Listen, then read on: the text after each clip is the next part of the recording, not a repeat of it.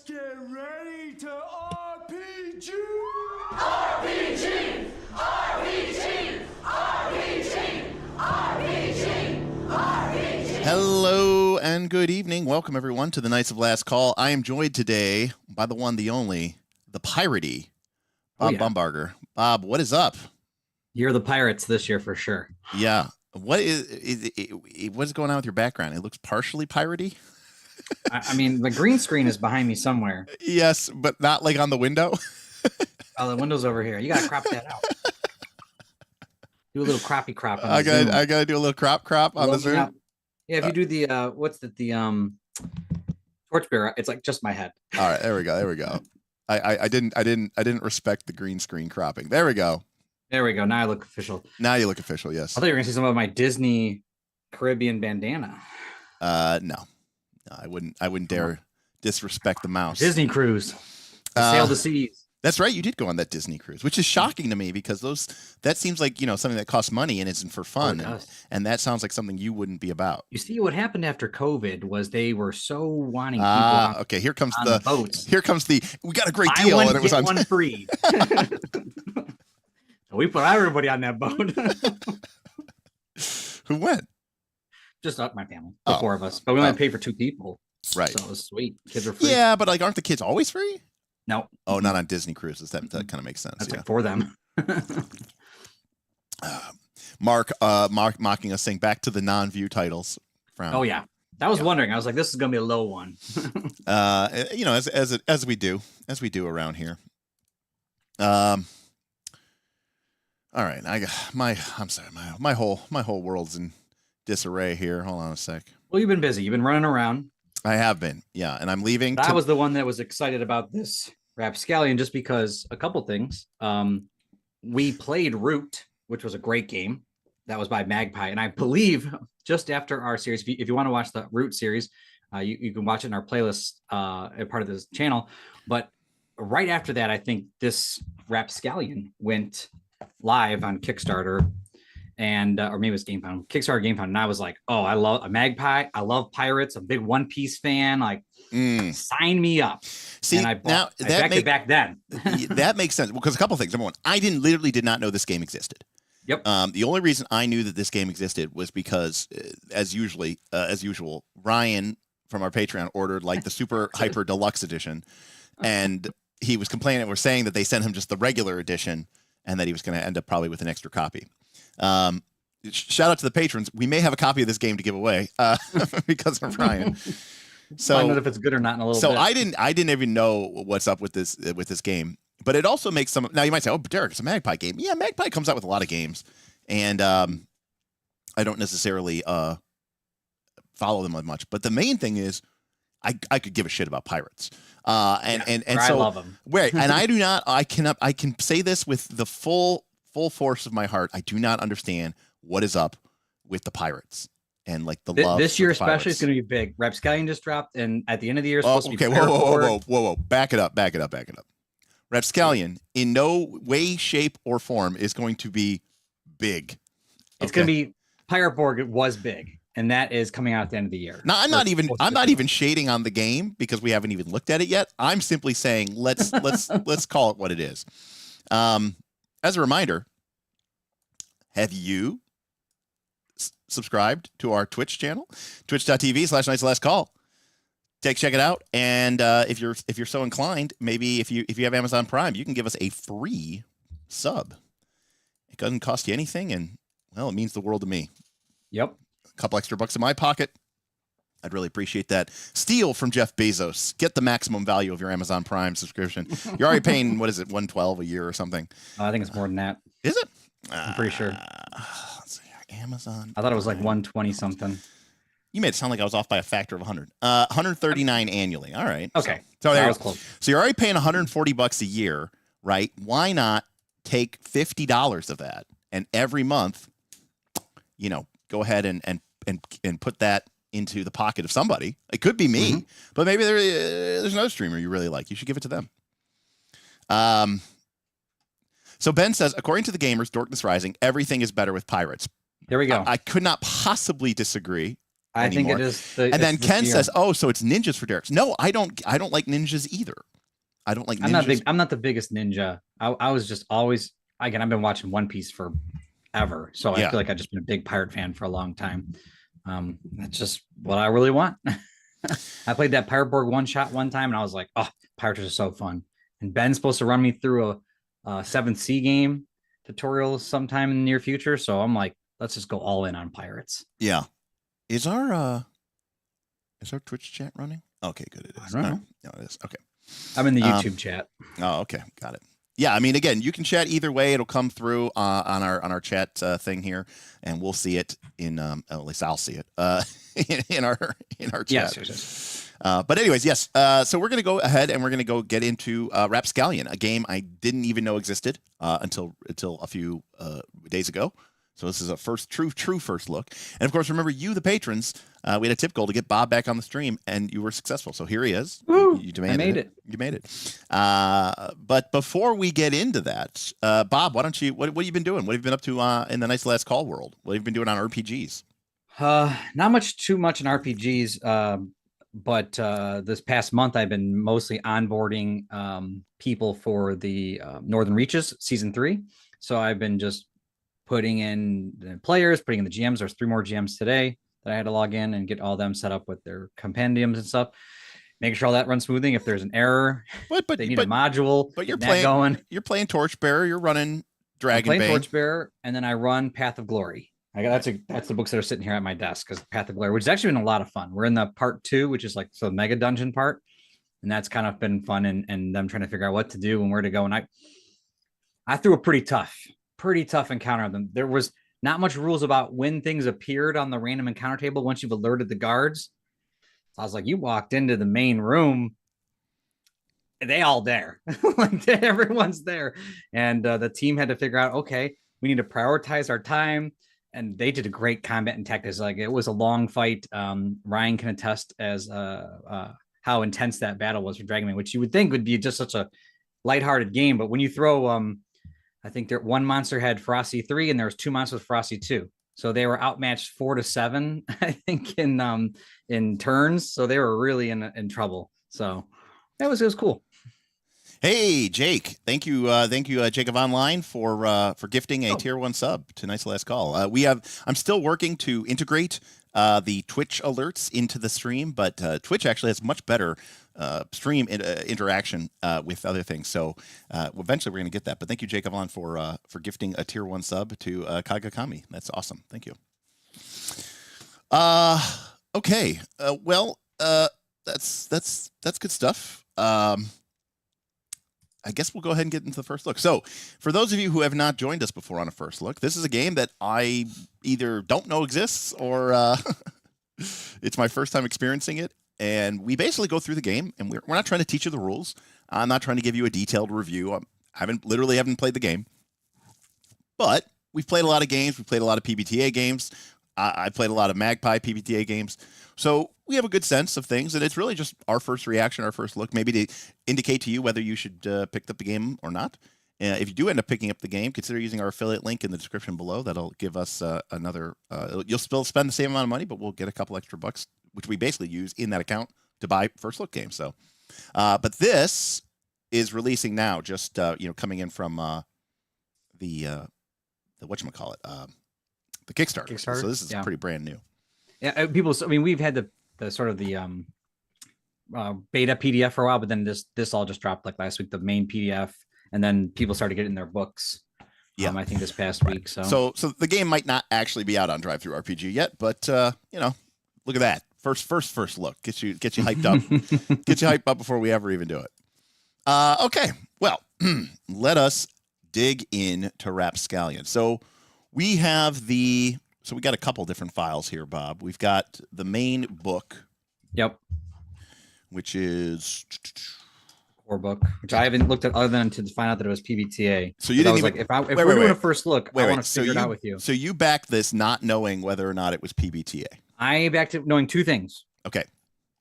Magpie. Okay. And I just got done playing Root. Actually, I didn't know it was probably PbtA when I backed it. Okay. Because I just got done playing Root. Got it. And then it was Pirates. So I said, Magpie was fun. I had a great time playing Root. with the play. I mean, I just had a really good time. Now, and that could be just the group versus the game, but I thought it was a pretty decent, fun game. And yeah, pirates are always been fun to me. So I said, I'll try it out. And I was kind of going on that hype. So, a couple of things when we do these first looks. My main goal here is to kind of figure out, what does this game do? Games exist so that we can use their mechanics to help facilitate a type of story or a type of experience. We use those mechanics in order to enforce or reinforce a playstyle, to use procedures, rules, mechanics in order to achieve desired goals. At least I fundamentally believe that. So the first question is, what is this game about? And do the mechanics support that game? And then, so first thing is, what is this game about? Second thing is, do the rules and the mechanics actually help us tell the kind of stories that we want to tell? And then the third question is, does the game have a positive feedback loop where doing what the game wants you to do is actually beneficial to you? Is it actually rewarding to you? Most games have a form of progression or some sort of reward system to kind of reinforce and encourage that type of play. So this is a PbtA game. Yes. So the first thing I really want to look at before we even dig into the rules, because it's almost kind of pointless to dig into the rules, essentially, is to look at the basic moves. And basic moves first? Okay. Oh, yes. We'll actually look at the basic moves and see what other kind of special moves we have. Now, I'll say, if this game was Root with pirates and not animals, yeah, I'd be sold. So I'm hoping it's somewhere in that realm. All right. Well, we'll find out, because already it looks like it might not be. So yeah, I know. When I saw the art, I was like, this doesn't feel like Root with the pirates. Over the credits. But Root's art, you guys like Root's Root's art, and I never liked it. That was that famous artist too, and I never liked the style. Ben said we skipped the credit. Well, because we skipped the rule book, Ben. We went straight to the thing. This is by, well, MDT is in there, and Brendan is in there as a contributing writer. It is predominantly by someone named Whistler, and they are the lead designer and the lead writer with an artist. Oh boy, so I'm gonna have issues with this art. With an art, okay. Oh, got it. And then there's a separate person who is listed as the project manager, Elizabeth Chai Pradikul, and they're also a contributing writer. So while it does seem like the usual suspects of Brendan Conway and Mark Diaz-Truman were around and were doing their things, this is predominantly looks like another art slash writing slash designing thing from an individual person. Now, who is Whistler? Great question. I have no idea. I was about to ask something really stupid. I was about to be like, Bob, do you know who Whistler is? Zero chance. You knew before you knew. Yeah, no, that's why I stopped myself.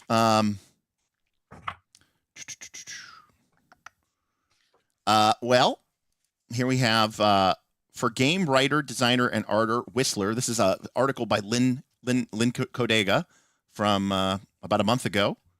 Slightly delayed. Whistler doesn't have a ton of information about them. Apparently, they use any pronouns, although apparently they just typically go with they, them. Ben is saying, so picked up and published by MDT, but likely purchased whole cloth from Whistler. My guess is, Ben, you are correct. My assumption here is that this Whistler person must have pitched them this like complete, maybe beta work or alpha work. Basically said, hey, I did art and I did layout and I want to work with you all. Maybe they have an inroad. And then Mark, Diaz-Truman and Brendan Conway got involved, and probably this Elizabeth as like a project manager, to polish it up, oversee it, make sure that it met their sort of Magpie standard. So my guess is, while this is published by Magpie, it is not going to be the sort of Magpie standard that we've kind of seen evolve over the last couple of releases from Magpie. The Avatar, the Root, the Masks, the Cartel, the Pasión de las Pasiones. Right, Bob? Don't even know what you just said to me, because then it's like, which one? The French one that you just said at the end? Well, the Spanish. Pasión de las Pasiones. It's the Magpie PbtA game based off of Mexican soap operas. No, didn't even know that existed. I mostly stay in the free league realm these days. Needless to say, a little bit of a different realm. Yes, Pepper says it's a telenovela PbtA. Yeah, basically soap opera. Mhm. So yeah, no, do not know anything about this person. Ooh, Karamak gifted me a sub. You legend. I was just seeing that. Well, thank you, Karamak. That's very nice of you. Again, we gotta get our stuff going on here, so people can get their credits and their shout outs. I didn't know it worked that seamlessly with Twitch that you can throw it right onto the YouTube stream. Like well, it that. doesn't. So the way I have a Chrome extension that has a separate window, and when I pop out my Twitch chat locally on my computer, and when I pop out my YouTube chat locally on my computer, it's reading from both of those windows, feeding it into one window. That's what's in my teleprompter, and that's also what's getting sent to us. Gotcha. Okay. Yeah. That worked out nice then. Yeah. And most importantly, Bob, you like this part. It was free. It's just I gotta do free. Okay, so back to the core moves. So again, I don't expect to necessarily see all of the same stuff that we would normally have seen in, say, Root or Masks or Avatar Legends. But in a PbtA game, basic moves are PbtA games are easy to do first looks on, because in a PbtA game, the core concept of a PbtA game is you and I are having a conversation, right? You say I'm going to do stuff. I say I respond. And then I usually finish with, and so what do you do now? And then you say, I'm going to do this. And then we just keep doing this back and forth forever. The moves tell us what the game cares about. Yep. Because the moves only cover or trigger when something happens in the fiction, in the conversation that you and I are having, that the game basically says, nope, stop. You don't get to just decide what happens here. This is something we actually care about, and now we're going to roll dice. Because this is something that we actually, now if it's not covered by a basic move, the default assumption then is that the game doesn't care about it, and that means that the GM is just free to say what happens. Yeah. Just a conversation at that point. It's just a conversation at that point. But if the game does think that maybe this is something that maybe should involve some chance or some unknown outcomes, or is something that is kind of core to the emulation of the experience that they're trying to go for, we can sort of make a move out of it. In Root, you used to be like, and I'm just using the first one here, but you used to be like, oh, it sounds like you're going to use a clever trick. And right. You'd be like, I am. Right. Right. You sort of like, we are using that move without saying it, but you're supposed to, if I'm correct, you're supposed to do it without saying, I want to use a clever trick. Yes. I mean, again, there's no right or wrong in way. Learning, it's easy. Yeah. There's no right or wrong way to do it. I mean, it's all about communication and making sure that you're getting your point across and that everybody is clear on what's happening. But the very best PbtA games, I think, is when the players maybe even are kind of ignorant in a certain way of the moves, and they're just saying what they want to do. And it's the GM, and I said, it's kind of hopeless because it's good when the player knows what's up too, because they can certainly lean towards wanting a move to trigger, but rather than just saying, map attack, it's like, all right, Bob, what are you doing here? I'm going to use a clever trick.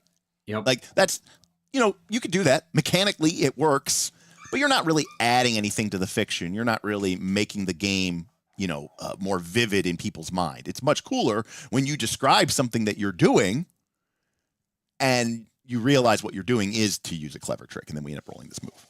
Okay. I like it. So right off the bat, we'll start here with use a clever trick. So again, basic moves basically mean these are things that anybody has. They cover most of your basic play. So when you use a clever trick to seize the upper hand or avoid a sticky situation, and again, I don't want to get too deep into PbtA here, but this is telling you when this move applies and when it doesn't. If the person's trying to trick someone, but it's not clever, you don't roll this move, right?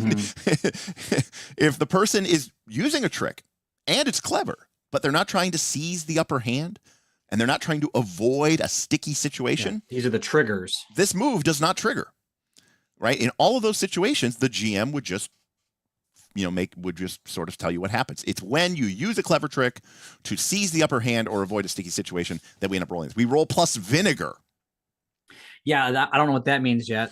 Well, it's obviously one of the stats, I'm assuming. Yeah, I see the word blood in red below, so Yes, that's also another stat. So we roll plus vinegar. On a 7 through 9, the trick works, but there's a catch. The fates will tell you what it costs to follow through. So this is your basic partial success. It works, but you don't just get it, for free. You get it. You have to pay an additional cost. On a 10, you pull it off spectacularly, and you mark 1 luck. Nice. Okay, so we're not sure. That's where the sweet coin comes into play at some point. Perhaps. So it sounds like there might be a meta currency here, which is already very interesting from a PbtA perspective.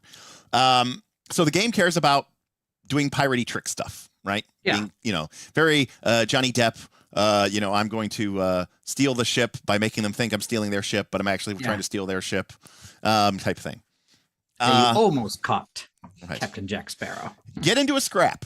All right. So when you get into a scrap, roll plus blood. On a hit, remember, a hit is anything that is 7 or higher. Yep. On a hit, deal your weapon's harm to your opponent, or deal half your weapon's harm rounded down, and pick one of the following options. You seize something from them, you force them into a precarious new position, or you intimidate them and compel them to back off. That's kind of cool. On a 7 to 9, your opponent may respond how they like. On a 10 or higher, you also seize the ante. So I guess what you're fighting over? I don't know. Ante could be a form of initiative. So I'm not sure that these are new terms.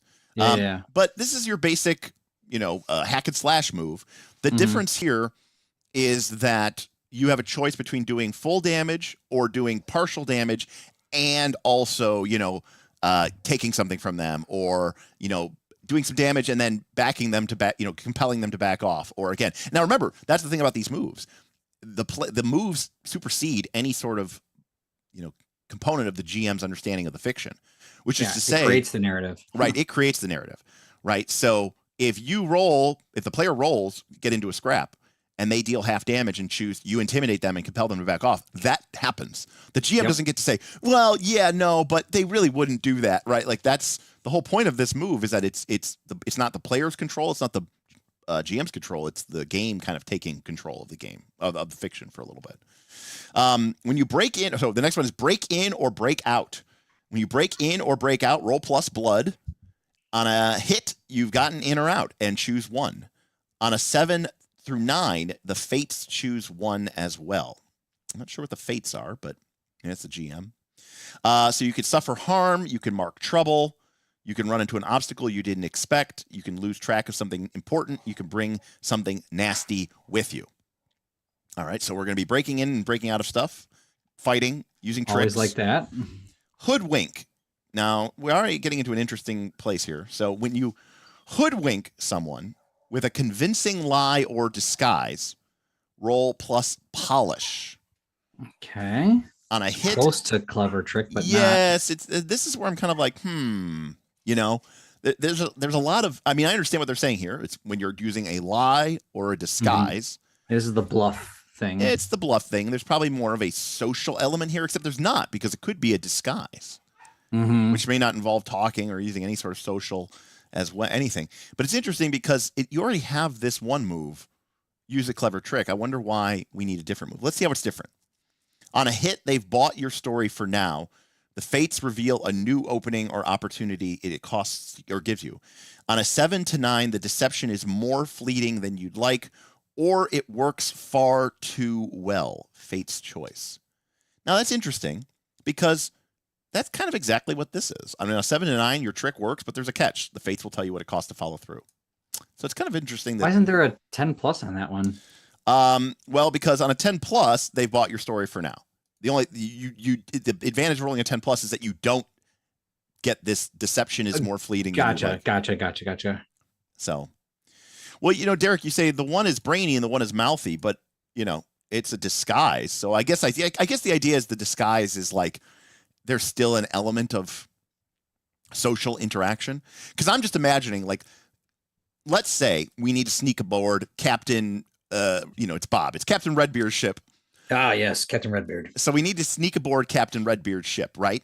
So what we're going to do is we're going to dress up as part of his crew, right? So we get into a, we go to a tavern, and there's some of his crew members are drinking, and we beat them up, or it's like we hear like, hey, you over there, and they come in there, and there's off screen you hear the sound of the punch, and then when they walk out, we're wearing their uniforms, right? And we sneak aboard his ship, right? Is that hoodwink, or is that seems like clever trick? It seems like it's one of those things like where the difference between like wisdom and intelligence, like they're both. I don't know what vinegar is yet, or yeah, I mean, I suppose we have to look, but like, yeah, to me, if I just had a group of guys who were trying to smuggle themselves on top of the ship by wearing disguises, my instinct would be to roll plus. I feel like hoodwink is more like persuasion, and clever trick is more like sleight of hand in roll or like D20 terms. Right. Like you're trying to do something sneaky with the clever trick, and the other one's more of a I'm trying to intimidation bluff sort of thing. Right. Persuasion. But it's just strange that it says specifically disguise, I know. Because I always thought it was weird, even in D20, that like disguise is a charisma based skill. Well, that's the look that gets the look, right? I mean, but like, don't you think your ability to make a convincing disguise has more to do with like, I don't know, your dexterity or intelligence to actually make the disguise look good? I guess depends on what you mean by disguise. Could be like your voice, or it could be like right, your but ability to dress up. Sure, but if they stopped us and they said something like, "Hey, blah blah blah," and now we have to lie to them. Well, now I understand. I'm very charming. Now I understand. Now I understand why we're using hoodwink, because now we're lying to them. I'm just saying, if we're just trying to sneak on as disguise and we're not trying to actually. Anyways, this is me getting too things. All right, so here's our first read a Sitch question, or read a Sitch move, which is size up. When you size up a suspicious situation, roll plus vinegar. On a 10 plus, we're getting back to hold. On a 10 plus, hold 2. On a 7 to 9, hold 1. You may hold an additional 1 if you stick your nose somewhere you shouldn't. Okay.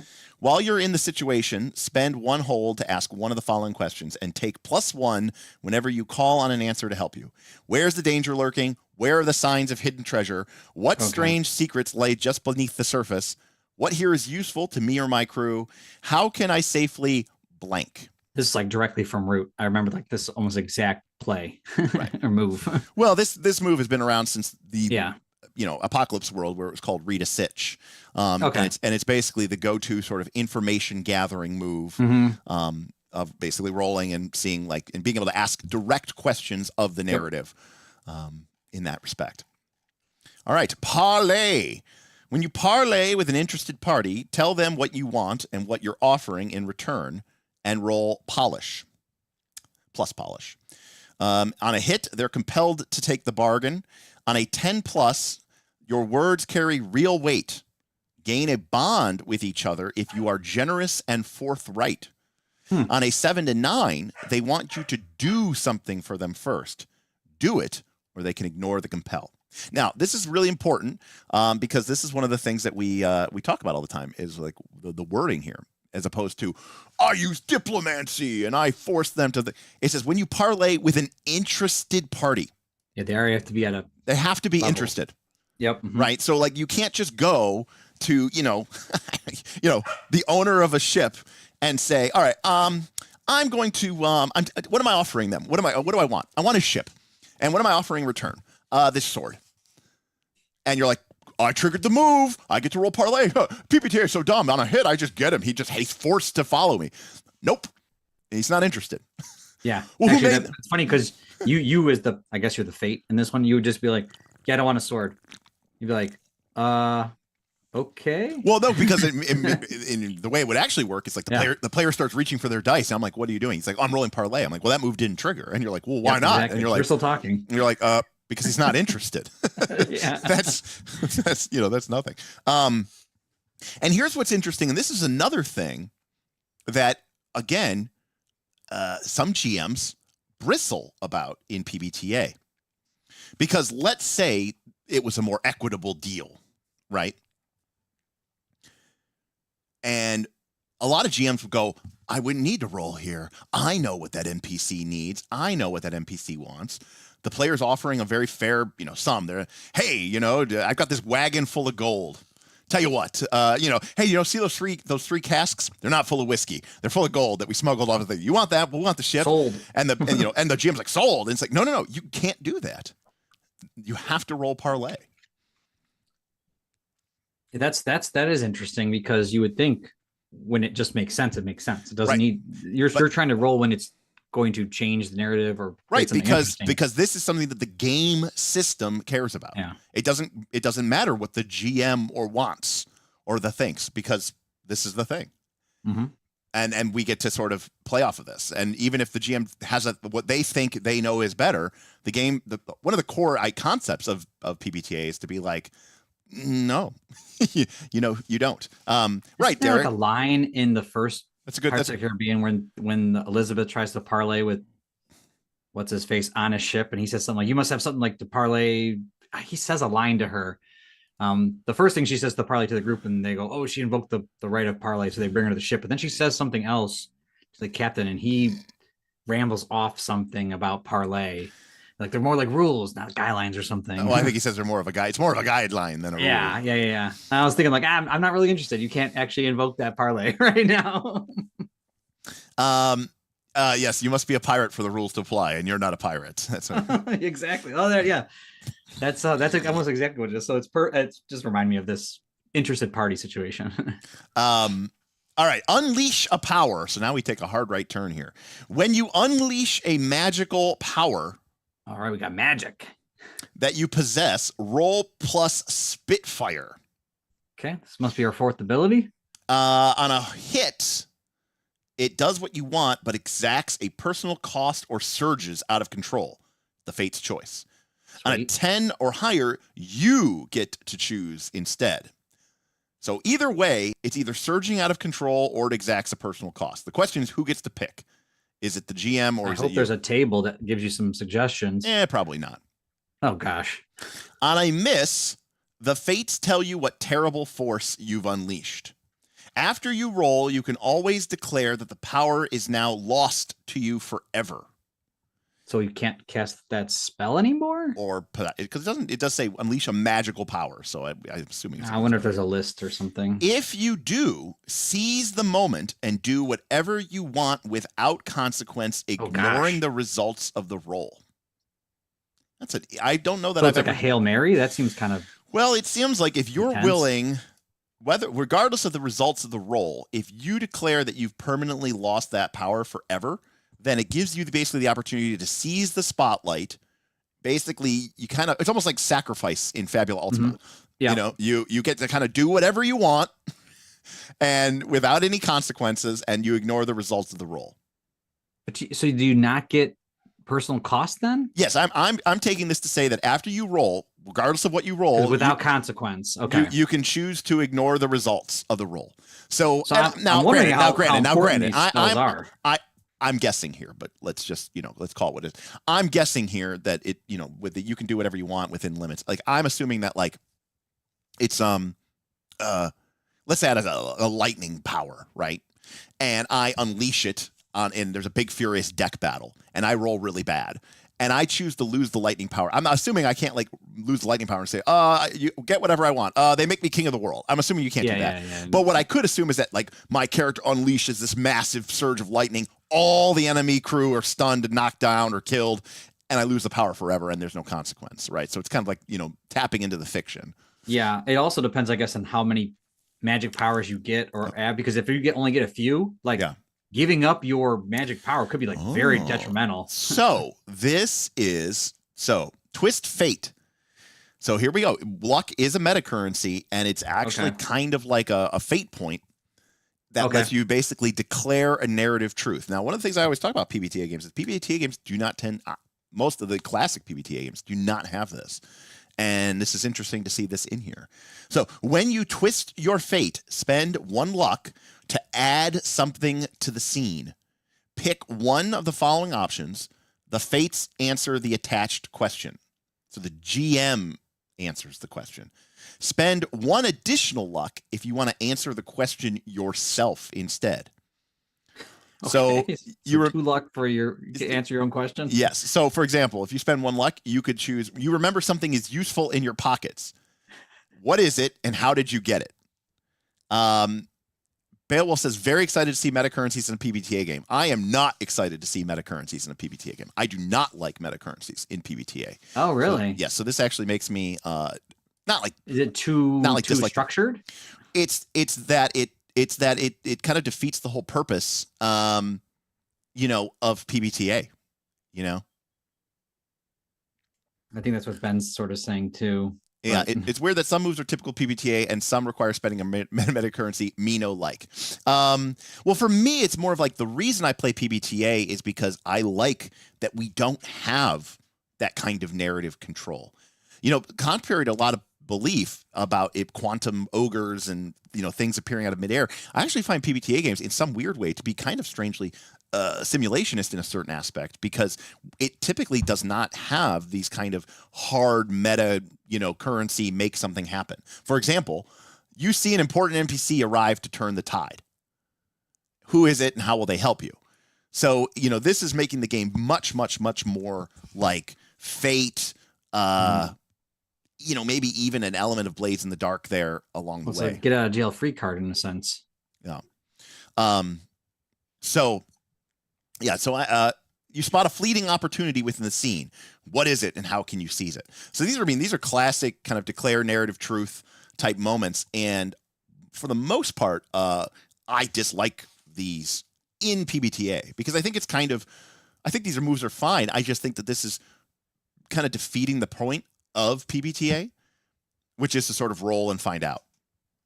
I guess it also depends on how much luck is being given out. Well, we know that if you roll a 10 only one so far. We know that if you roll a 10 or higher on using a clever trick, you get to mark a luck. So, but if I don't know, I haven't read enough, but like if that's the only way to get it, then it's trying to tell you that you need to be clever to get these things to be able to twist fate later on. So it's not, as long as it's not like falling out of the wazoo. Yeah, but even still, just having that one ability already kind of makes the game, different in that respect. I mean, which is fine. Okay. We're not just going to keep reprinting PbtA forever. I mean, that's kind of the whole point, is to try something new. Stand your ground. When you stand your ground, so I'm going to say, Pathfinder PhD says, I think these meta currencies and extra chances help to make it more like a cinematic pirate adventure. Here's the thing. Here's the truth. Using meta currencies to enforce your genre fiction is kind of the laziest way to do it. I'm not saying it's a bad thing per se, but I'm saying it is lazy, right? Because it's just like, hey, I want this to happen. Here, spend a point. It happens.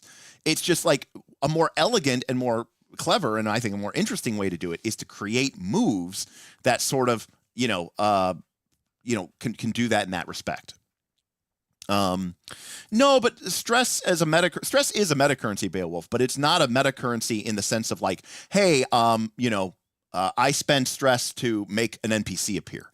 Now you do have the flashback, which, to be fair, this first one here, you remember something useful in your pockets. Pretty good. I mean, that's exactly what a flashback is. But again, I think that is something that makes Blades in the Dark and makes it not PbtA in that respect. Play like PbtA. So I tend to not like meta currencies. I think the thing that's interesting about Powered by the Apocalypse is we roll. All right. Stand your ground. Okay. When you stand your ground in the face of a compel, spend a bond with someone, explain how they're inspiring you to overcome yourself, and roll blank. I don't know what that means. I don't know if that means roll nothing. If the person, it means roll 2d6. That's what it means? I think. Generally, but it's just a weird way of saying it. If the person inspiring you is right there, take +1.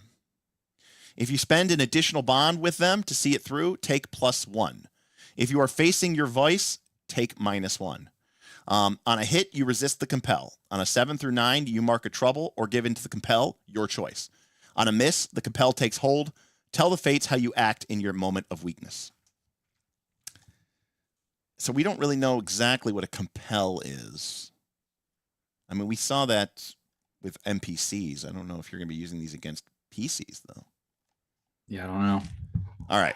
And then we have special moves for dying, for plundering booty, and for testing your renown. And then we also have ship moves. Yeah. And we also have downtime moves. Okay, so this is definitely sort of taking Blades in the Dark inspiration, I feel, and adding it back into PbtA. So this is like an example of like, because I mean, Blades in the Dark was sort of like I mean, they have begin downtime, leave downtime. Yeah. You know, Blades in the Dark was definitely more like, you know, a game that was inspired by PbtA, but now it's like you're re-inspiring the source of the thing that was copied from the thing, you know? So it's full circle. We've come full circle it this way. But I don't mind. It's kind of fun, but yeah, and it looks like, you know, the downtime moves. I mean, it's, you know, you're spending, instead of calling spending a ritual, spending count. You can investigate, you can gamble, you can make friends, you can carouse. So it's very, very, very procedural, which a lot of people hate about Blades in the Dark because they think it makes it feel like a board game. Oh, that's actually one of the things I like about Blades in the Dark. Well, it's because I like board games. You like board games, and well, you like games in general. Some people don't like. Some people don't like their role playing games to be a game. That's fine. You know.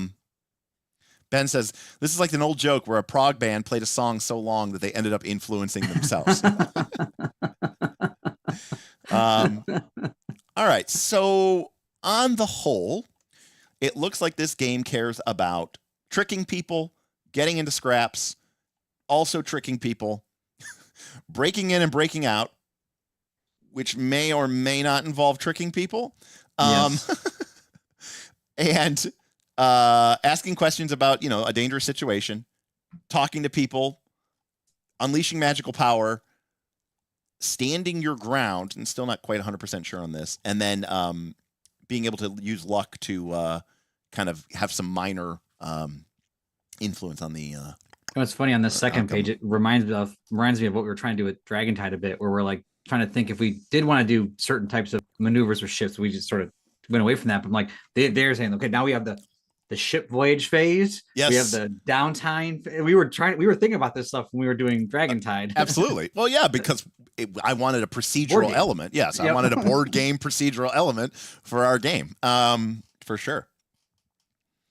To be fair, this is kind of like all I really actually want from a ship game, you know, like, you know, take it head on. When your ship's crew takes something head on, roll plus steadfast. On a hit, choose whether you get close enough to board or get broadside with your ship's weapons on target. On a 10 or higher, you can get both if you want. On a 7 through 9, your enemy's completely ready for you regardless. And on a miss, you miscalculate, the enemy gets you right where you want you. Like, rather than like, you know, I don't know, like jockeying for positioning and, you know, setting your sail. Like, remember the board game I wanted to make? Like, for it, you still should do that on the side after Dragontide's done, just so people can experience, because it was actually pretty cool. But it was a complete board game by itself. Right, Like, exactly. It was over here. It was over here. So here it's just like, all right, you know what? When you're like, rah, set sails, boom, just roll this one die and just get everything, you know? Now keep in mind, I'm a big believer, you know, like, I don't think you've played Blades in the Dark with me, Bob. But Not like with you. I played once with Darth Gorlak. But like, I would like to play again sometime. But like, one of the reasons why I think like a lot of people are like, oh yeah, we play Blades in the Dark, and I'm like, yeah, my group used to get through like 2 or 3 scores a session plus a couple downtimes. And people are like, it took us 3 sessions to make it for our first score. And I was like, how do you go so fast? And it's because I'll be like, all right, so you guys are going to, you know, there's a guarded fortress compound, high walls, security, locked doors, trapped hallways, and you guys are trying to infiltrate to get to the secret vault, right? I'm like, and they're like, yeah. And I'm like, okay, we're gonna make one roll for like the entire infiltration. Like from you're outside the gates to you've gotten through everything, all the security patrols, the walls, the razor wire, the spotlights, the locked doors, the traps, the internal guard patrols, the dogs. You've gotten through all of it. And now we're in front of the vault. Like all of that will just be one roll in my kind of Blades in the Dark game, because I'm just like, yeah, I don't care about the moment to moment details. It's like, oh, you guys are working as a group. Who's leading the plan? Okay, you cool. Make a group move. You know, and just did you find that they liked that better? I mean, I know who your group was. So I think so. I mean, because you know, I don't think they wanted to get tied up in the minutia. Plus, they knew that it depends how much you want to just talk. I mean, plus the more you know, the more dice you roll, the more chance there is for you to take stress and create problems, right? Mhm. I mean, plus, in these games, if you roll the dice too much, you keep getting problems after problems after problem after problem. That's actually true. All right, so let's get over to the core book here. And let's take a look at the table of content. We got the core book now? All right. Well, there's only 2 pages to the moves. We're not going to go through all these moves. I just wanted to test the basic. I forgot about there was 4 things. Actually, there's one that says the fates. What's that? One of the things the play sheets says says the fates compass points and fates moves. It has to be the GM. The fates is the GM. Yeah. So okay. Instead of calling it an agenda, they call it the compass points. You know, they're making it nautically themed. Mm-hmm. And we've got some basic information about equipment, weapons, troubles. Looks like they went back to old school using harm. So let's see here. Since Bob wanted to look at the fates here. Oh, we don't have to. I just was making sure I had my PDFs right because I thought I didn't bring up the other. No. This is important because again, I want to highlight that PbtA games are very upfront and in your face about what it is that you have, what your job as the game master or fates in this game, what you should be doing, what you must be doing, right? This game is not, PbtA games do not beat around the bush. They say, hey, listen, this is what you need to do. So here is what you need to do in this game. In fact, you can literally point at someone in a PbtA game and say they are a bad GM. Because, well, everybody's different and they all like different things. No. If they are not doing this, they are not doing it correctly. Mm-hmm. So they need to put adventures around every corner. They need to... Maybe I do like this. Maybe I do like this game. They need to keep a quick pace. See note 5 minutes ago. No, I'm saying when I GM, I don't faff about. I know. That's what I'm saying. Just like, reference to your section. Oh yeah, when I was like, I cut all through that. Let's get to let's get to the next thing. Yeah. Address the crew, not the players. Okay, cool. That's cool. I think that's something that they always talk about. Like, what are rather than me asking Bob, I might say, Bob, what does so-and-so do? Not what would you do? What would so-and-so do? Well, they have the spotlight thing if you ever want to get the twist of fate. Make temptation fun. So twist it a little bit, right? Mm-hmm. Make it fun. Mm-hmm. Be the crew's biggest fan, always. That's kind of Makes a generic sense. go-to ones. Mm-hmm. Show them all the cards and ask them what they do. You like that kind of stuff. I was like, that's right up your alley. That's right up my alley.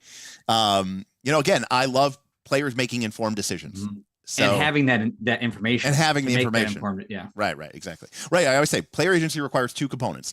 The ability to actually make a difference and knowledge of what it is that you're actually doing. We were just talking about this the other day when we had lunch, but Malfa Sheknor, when we knew going into this is Rise of the Rune Lords, we knew what the consequences are, the timing of your role, and if Malfa Sheknor was going to come out. We knew all that. So it actually made it almost more intense because we knew what we were getting into. We were playing it strategically, and obviously things went in our favor, but he did come out. Make the Great Sea a living thing. That's kind of cool. Give your NPCs Achilles' heels. Okay. Depict the law as self-serving and corrupt, which makes sense, right? You're supposed to be a Rapscallion, right? The law is the bad guy. What's the one in Caribbean? The East India Trading Company. Whatever, the West Indies. West Indian Trading Company, something like that. Yeah. Make treasures exciting and important. Fill the world with enemies and use down times whenever things get crowded. What does that mean? I'm not really quite sure. Okay, because that was the only one I don't really understand. Yeah. Okay, so going back to the core book. Yep. So what is this game? Pirates, safety tools, what you need to play. The world of Rapscallion. They talks about the Great Sea, the powers, sea magic, and the crew. The fundamentals of PbtA, the conversation, of course, we know that word. Framing scenes, good. Fictional positioning, moves and dice, core elements, ships and plunders, NPCs. How to craft your world, introducing a map, drawing on it, crafting a ship. The anatomy of a scoundrel. How to pick a playbook, how to choose your oddities, your name, and your look. Then they talk about the moves, which we kind of already covered. And then we have our playbooks, the pirate playbooks. So everyone's always juicy for this. We have the captain, the surgeon, or the chirurgeon, the chronicler, the gunslinger, the matelot, the matlet. I don't know, and it looks like an octopus mutant thing. Well, yeah, that's because it's a weird. Or maybe it's a tattoo thing comes off of him. I can't tell. The art is sorry, Whistler. The art is not my. It's not my favorite. I don't know what that word is. Oh, it's just a sailor. Because the picture has like a tattoo of an octopus and it's coming off his arm. The French do not produce the final word T in a word, so it sounds like metello. Looks like a barbarian. In English, it is a slang term for a member of the ship's crew below the rank of petty officer. Well, the last words things are cling to your life and blind rage. You go too far, choose something to destroy utterly. His troubles are pissed, rash, furious, raging. Seems like some kind of barbarian. Yeah, I'm not. That's a sailing word I do not know. But anyways, it's someone who's not an officer, just I guess a sailor. All right, the mountebank, the navigator, the ship rat, and the swashbuckler. We also get 3 ship playbooks. So this is similar to Scum and Villainy. In Scum and Villainy, you actually get 3 different ships that you can pick from. Oh, for like the space. The space one, yeah, which is PbtA or Forged in the Dark. Yeah. So the Jewel, the Legend, and the Ramshackle. I'm a big fan of group character sheets. You know, whether it's a stronghold in Forbidden Lands or it is actually fun. Yeah, or a ship. You know, like I think it's cool when the group has that sort of communal character that they can kind of build into.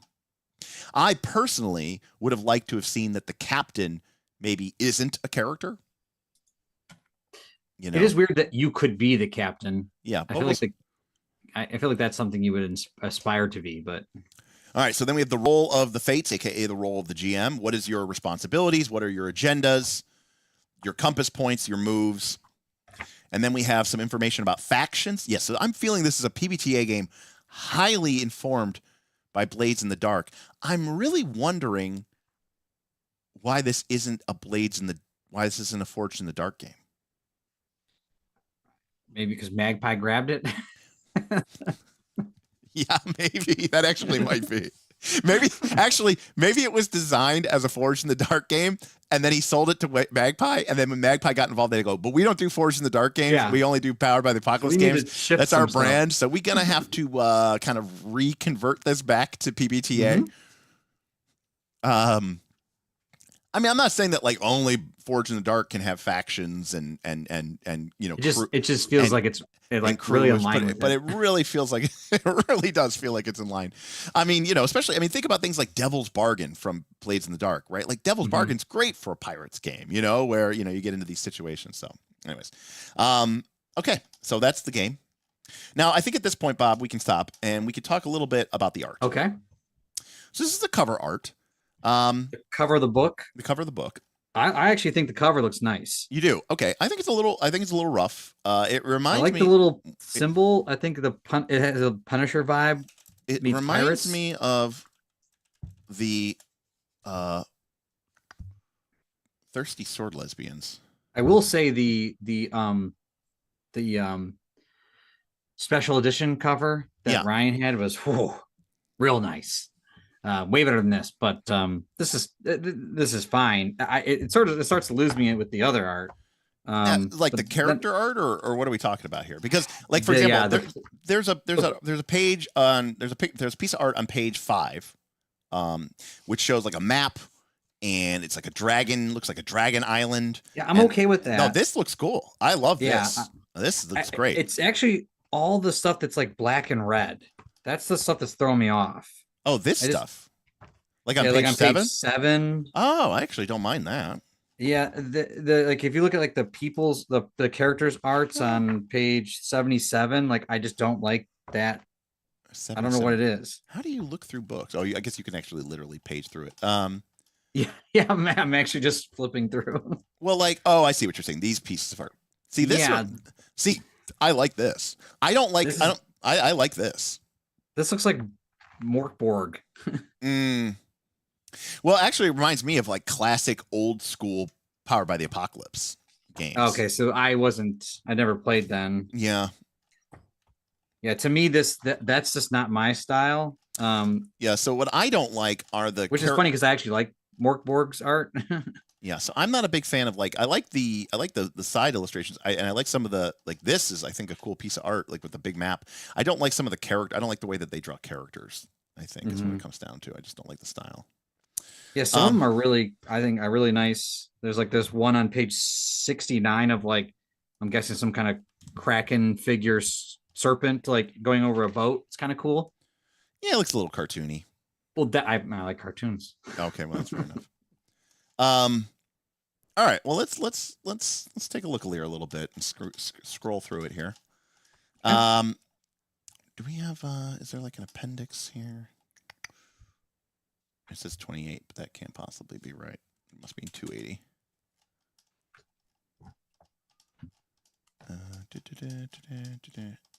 Okay, I was seeing if they just had like a back like inspirations and what Not that I saw.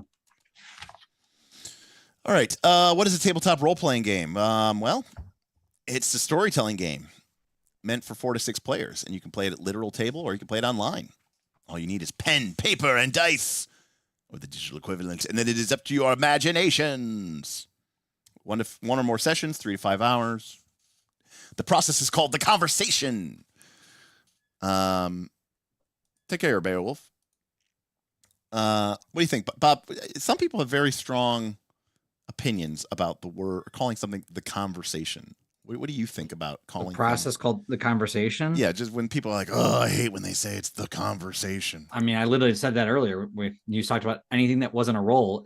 I was like, you're having a conversation. That's what it is. I mean, you're just talking at that point. So I don't really think anything of it. It's the FBT. It's the point between the scenes. Like it's just. I mean, yeah, it's everything. I mean, basically, it's just you guys talking. Yeah, I don't mind the word. One of the players is the Fates, and then they are basically the GM. Blah, blah, blah. Okay. The rules. The rules in this book are for the moments when your conversation, the alchemical engine that drives your play, falters and stops, finding it itself at a crossroads. You might pause at a pivotal moment and ask yourselves, do our PCs succeed? Will they defeat the Navy captain? Can they flee the prison? Have they managed to navigate the storm, tame the winds, undo the curse? The story branches, opportunities blossom before you. The rules in this book will help you steer the story in interesting directions. It is interesting how many PbtA games that have been published over the last 15 plus years that have had to basically say this exact paragraph, but make it, slightly different so that it's not just like plagiarism.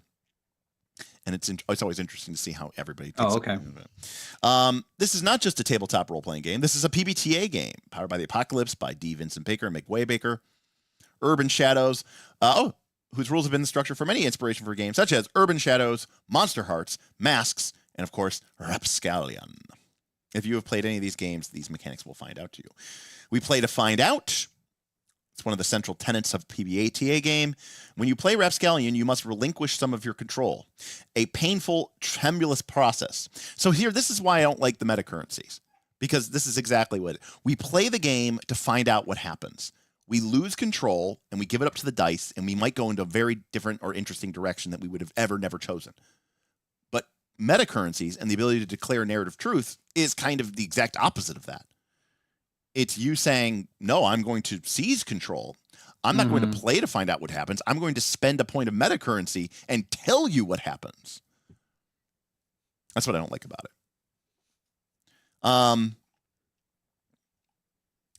It's interesting that nowhere in there do they say, but then you might be able to grab a hold of the fate and create your own. Right. Well, the other thing too is like all of the other moves happen as a result of the fiction. Right. Like I'm not tricking someone, we're describing how we're, I don't know, hiding our, we're sneaking in, we're hiding in barrels and getting loaded onto the ships into the cargo hold. Right. And we go, oh, okay, we're rolling to see if we trick them. But like, how do you narratively describe, going with fate? I don't, I dig deep. I don't know. I don't know what you describe it as.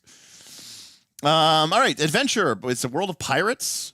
romance, swashbuckling, sea storms, star magic. The world you are stepping into is a pirate paradise, an alchemical place in which many lost treasures and dangerous monsters wake. All right, so let's stop here. Okay. Bob, what do you think about pirates plus magic? Well, it's funny because you would have. I actually don't know if I like it in the sense, but then again, I watched One Piece, which is literally them having devil powers, where they have fire and rubber and lightning powers, and so I guess I can't say I don't like it because I literally watch that all the time. I mean, it's probably safe to assume that this person likes or at least is inspired by One Piece. Would you say? I mean, we'll find out, but I mean that has a lot to do with. I mean, obviously they gain their powers from eating these fruits, but I mean, even in Pirates of the Caribbean, I mean they have like Calypso and stuff like that. There's sort of this like voodoo type. I mean, to say nothing in the first movie, the pirates that they're against are all undead. Undead, yeah. Well, that's more of a curse, which is. Well, you're right. That's not magical at all. Silly me. I mean, that's just undead pirate curse. I mean, that's basically as real as it gets. That's how. I mean, half of all the pirates in the Caribbean were undead. I mean, that's a grounded truth. Well, I guess that up through the 17th century. What I'm thinking is more of like am I casting fireball? Like, you know what I mean? I just don't. You have people with swords and black powder making one shot, and then you're like saying, well, I have a machine gun of fire. Like, you know what I mean? Like it's sort of ups the ante level, but then again, it's hard for me because in my head I'm like saying no, but like everything I watch has it all. So I guess I should not be judging this. All right, so we are a crew of pirates, and we sail on a ship across the ocean, braving storms and magic as we chase for dreams of treasure, fortune, and glory. Our characters are the good guys. We're not perfect. We're not even necessarily that nice, but we're free, and we have something to count on. So the law is the bad guy. The free are who are opposing the law. We're not necessarily friends, but we're all sort of, the code. What about the less tamed seas? What if you look past the squabbles of mortals? Well, then the weird sea becomes weird. The weird side of the sea contains all of the strange mythical things that the law tries to root out. Witches, curses, mermaids, sea monsters, demons, and djinn. Okay. So this is where you get into your like Calypsos and Davy Jones's Locker and there's something like they have to sail the green flash and float upside down or something like that to go to the other world. I liked all of them. Yeah. The movies are great. Yeah, they got worse steadily with each passing one. So does every movie mostly. Notice that there's a lot of blank space. Drop blanks. Draw mass blanks. All right. Safety tools, and again we've got lines and veils, and this is pretty much boilerplate stuff that gets put into all these games now here. X card, hold. Game number. Hey, look at this. A rule that basically says, hey, look, if something's happening in real life and it's an out-of-game emergency, it's okay for people to stop the game so that they can go deal with that. I didn't know that. Thank you for telling me that. Wait, there's a note in the end about your root stream. It typically indicates the real worlds have concern have arisen and must take precedence. In online games, typically hold in the server chat can suffice as well, especially if there are delays and audio processing problems. It's like he watched your stream. Oh no, he must have saw Root season. He must have saw Root episode 1. Hold. We'll be right back. Remember that was great is we shifted to we kept the video going, but we turned off the audio and we like put on soft jazz while we like ripped down all of the mics and replaced them with it was bad. Right. All right. Well, what do we need? Friends. Well, call that fucking even. Time. Call that even indeed. Somewhere quiet. Oh man, we are completely fucked. Everything that you just described here, Bob, is like 0 for 3. It is interesting that they really are throwing in stuff on here like with online, Discord, Zoom, Roll20. It's weird seeing it in a book, isn't it? That's what I'm saying. Like it's weird to see that in the book. Yeah, it is. It is weird for me. It is weird. All right, so we need stuff to play. Okay. You need dice and.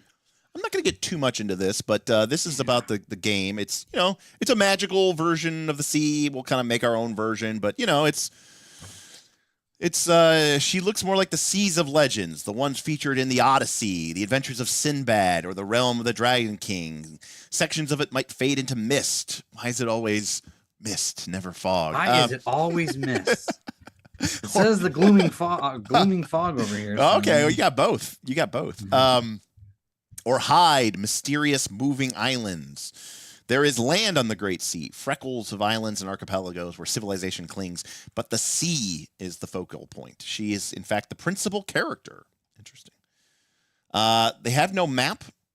Every game of Rapscallion will have its own map. The map is the centerpiece of the story that you're going to tell. Interesting. So I can see here already, and it's rightfully so, because it's very influential to a lot of people. But A Quiet Year is very influential to a lot of people. I like Quiet Year, and you like the Quiet Year, and this to me screams Quiet Year, which is the idea of like you start off with a relatively blank map, and you and your fellow players will sit around and you will add to the map, new islands, the lair of the Kraken, right, the fortress of the Imperial Navy, the old ship boneyard, the Isle of hex crawl, the Isle of Tortuga. Well, but it's not a hex crawl because in a hex crawl, that in theory there's something there already. This is about like, right, that is that is incognate. You are creating it as you go through the game. I like maps, so. So, and again, they just kind of give some examples of things that you could put in here. Like you said, the gloaming fog, the grisly fathoms. Yep. But you could still use real world stuff. So you could be like, it's the Isle of Tortuga. Dustin, that is how FU Session 0 works. Except FU Session 0 is very deliberate about that. You go around the table, everybody adds something to the world, you make it part of the game, which I think can be very valuable indeed. But I like the idea that you don't maybe necessarily have all of your locations spelled out at the beginning of the game. It's like when you look back, your map is a living artifact. It's an archive of the story in the game that you just told. All right. So not only are the waters infested with the Navy, infantry, royal assassins, good card, pirate lords, scallywags, witches, and demons. Most people are human, but humans can be very strange indeed. You could be a ghost, a selkie, a siren. You could be cursed. You could be touched by the gods. Blah, blah, blah. You can be weird, basically is what it's saying. Mm-hmm.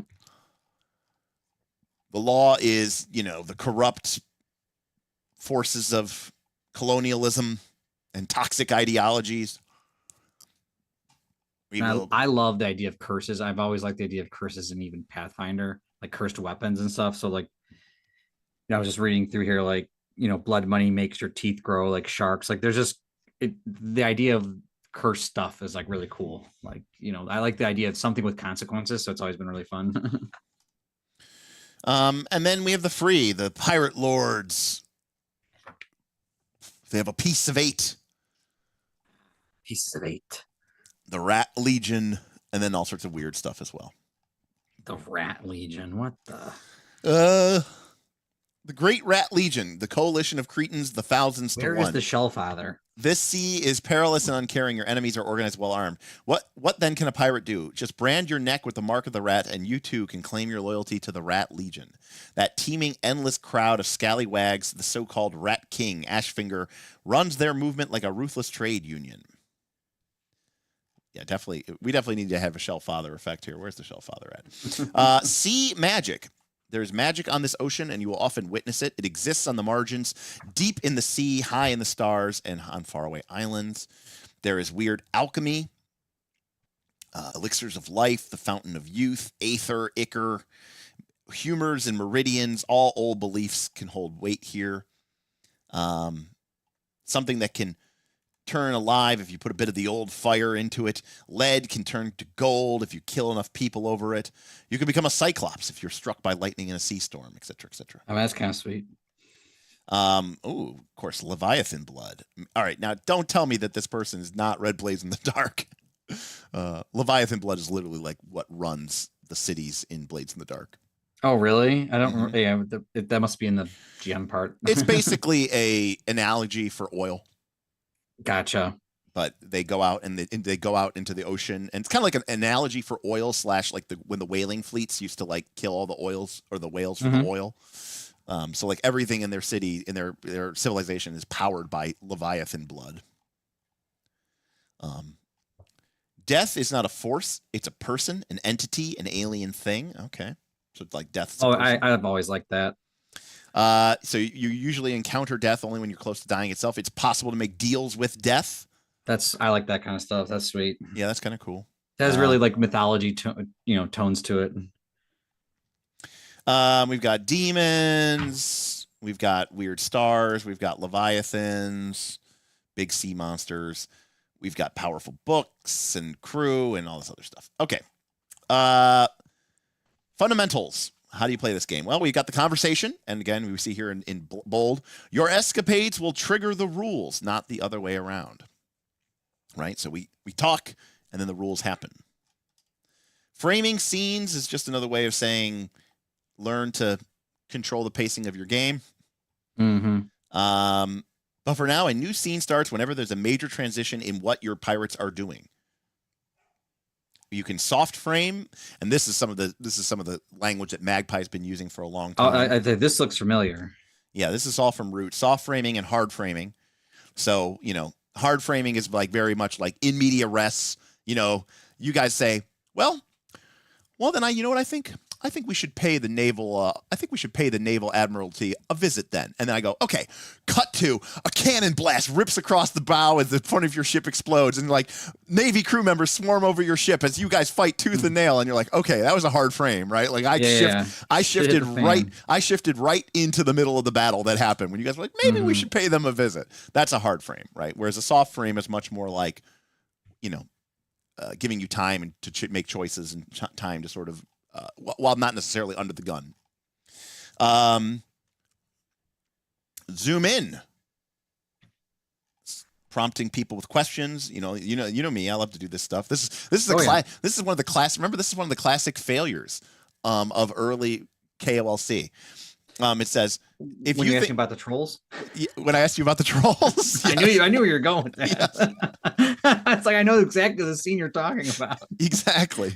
It says if you think the pace has been too frenetic, if there's been a big action set piece recently, if other players seem frazzled, if a recent emotional reveal needs to be discussed, then zoom in and ask, how is this character feeling right now? Bob, how do you feel about this? I feel fine. I feel absolutely. Fuck them trolls. I feel absolutely nothing. Escanor, what about you? That's when it got worse. I also feel nothing. I also feel nothing. He's like a cleric. Can we please go back to the combat now? This is making me uncomfortable. I'm going to hold up my X card. You asked me about my character's feelings, and I very clearly stated. I was told there would be no feelings. I was told there would be no feelings in this game. I think I clearly put that onto my palette, my lines and veils. Whenever we start talking about feelings, cut, fade to black. But this is another thing that I think a lot of GMs get wrong. Well, at least in games like this. I mean, some games love diving into the minutia and just like, just writhing around in it. If a scene is getting bogged down with slow technical busywork, if you need to do bookkeeping or other boring stuff, if you think nothing more can be accomplished in the current scene, zoom out, start a montage, summarize what happens over the next several hours, days, or even weeks. It's also a great tool to use downtimes. Skip the tedious stuff and let the pace slacken. So this is where it's like players are like, all right, well, we're going to go into the pirate town and we're going to start, asking around and having a good time. I want to play some pirate gambling games. And I'm like, we're not getting into that. Zoom out. I don't give a shit. Downtime. Let's go. Like, I don't want to sit there and faff about while you guys sit there and like pretend to be pirates playing a pirate dice game. I'd rather shoot myself in the face. You know what you guys can do? That's you as the Well, no. Yeah, I'll be like, you know what? You guys can totally do that offline after the session when I'm not here anymore. You guys can get on Discord and you can just role play with each other all you want. It's actually not bad to do that kind of stuff. Between sessions is a great time to do that stuff. It's great. But I don't want to be bored. So, Uh-oh. Got some Bezos money. Yeah, some Bezos coming in. Thank you for the Prime membership, Kamura. That's awesome. I appreciate it. Bezos does not. That's what the key part is. Okay, framing scenes. Blah blah blah blah blah. Fictional positioning. Yes. This is just another way of saying, you know, if you've talked about it, then This it's fictional true. positioning is about my son. Right. Playing pretend at the age of 6. Killed. Playing pretend at the age of 6 doesn't usually end well. It's very, very easy as human to fall into the pattern of power creep. Well, actually, I don't get shot, your 6-year-old brain says, because I actually saw the bad guys coming and I dodge all the bullets. How many times that's come up? So many times. To which the response is, well, actually, I've got grain aim and I never miss. So I fire again and I hit you in the head. Fiction alone is easy. It's just one person's voice and there's no conflict. When shared, it can grow murky and undefined. In these instances, your fictional position becomes a textbook reference. It's everything that you've stated is true about the world, where your character is, their mood, their powers, the weather, the time, the enemy's numbers, the reputation. All these words, these little details, once spoken, are now canonized. They are part of the world. They set the scene and they set the expectations. It can be tempting to rewrite your fiction to serve your expectations, to use this game's flexible narrative tools to push the story back to where you want it to go. See, okay. This is true of players in Fate's Light. Players may curse themselves for making a spur-of-the-moment decision or a bad call. Just let me do it over. Well, then, okay. They're basically saying, like, you know, don't necessarily do that. But, like, why would you have meta currency that lets you literally, you know, change? Well, I guess in this case they have that, but if they didn't, you know. All right, we got moves. Never speak your move. Blah blah blah. Moves should arise out of the conversation. All right, so this is all just PbtA stuff. Hit, weak hits, misses. What a terrible term, PbtA. I mean, LP Someone did Curio. bring that up in the chat about still using the word hit. Yeah, you have to assume that this is people's first time ever playing a PbtA game. So, oh yeah, here up in the dice terminology, it talks about if you roll blank, that means +0. Just roll 2d6 and a prayer. Yeah, there you go. Okay. Yeah, all the stupid, you know, PbtA terminology that I don't actually like. All right, core elements. You can read about the basic moves in the playbooks, but before you do, you need to understand a few core elements of the game. Okay, here we go. Oops, we went in the wrong order. We did. Moves, well, no, I just didn't expect them to include so many new things. Okay, bonds represent the strength of a relationship with a person. It doesn't have to be positive, but it has to be strong. You may have bonds with the loyal second in command of your crew, but you may have just as many bonds with your dearly detested pirate rival. You can have up to 3 bonds. Sounds like Fabula Ultima. Or with someone at one time. If you're told to, oh yeah, that is Fabula Ultima. If you're told to gain a bond with someone new, write their name in a free bond space on your playbook sheet. Then indicate how much bond you have with that person next to the name. That number is now your maximum bond with that person. If you ever refresh your bonds, that number is what you refresh them to. If you ever gain bonds, you add that many bonds to your maximum bond number. Oh, we got another prime sub from Stark. Sick. That's Northern Reaches player. Welcome, welcome, welcome, Sarek. Well, how do we use bonds? Some of them are from the basic moves. There was one about getting a bond. Oh, here we go. You can use a relationship to your advantage by spending a bond with a person, which you do by erasing 1 space in your bond tally. You may spend a bond to, okay, I see what this is now. These are strings. Strings? Strings are from Monster Hearts. Okay, I never played that. Right. Although you might. Oh, you bringing it? Hold on a sec. Hold on a sec. Hold on a sec. Oh boy. Let me see if I can find it real quick.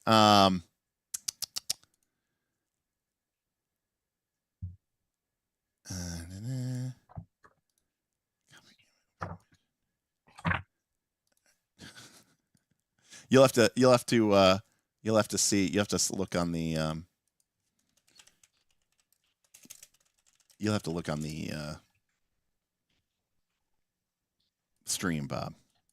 Yeah, I got it up too. But I was I was kind of starting to put something together. For Origins? Yeah, maybe for Origins. Like a 4-day thing? Where we go freshman. Monster Hearts. That's not what oh gosh. Ashwood, that's the name of the Rat King. Oh gosh. So this DJ Nightshade, hottest hits. Great. Come celebrate under the blood moon as Ashwood High welcomes the season of change, passion, and power. Rumor has it that there will be a midnight ritual, a mystery guest, and one lucky couple will be crowned the spring royalty. But watch your step on the dance floor. Something's wakening beneath our feet. Sponsored by the Ashwood High PTA. Tradition is the soul of community.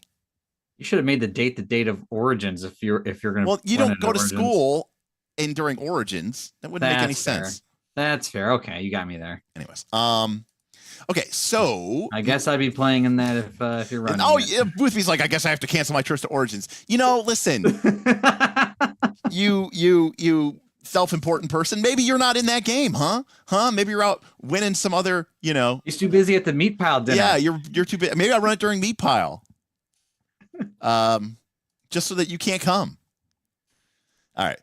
So in Monster Hearts, you acquire what are called strings on people. Think of it like, like you've got strings on them like a puppet. Yeah.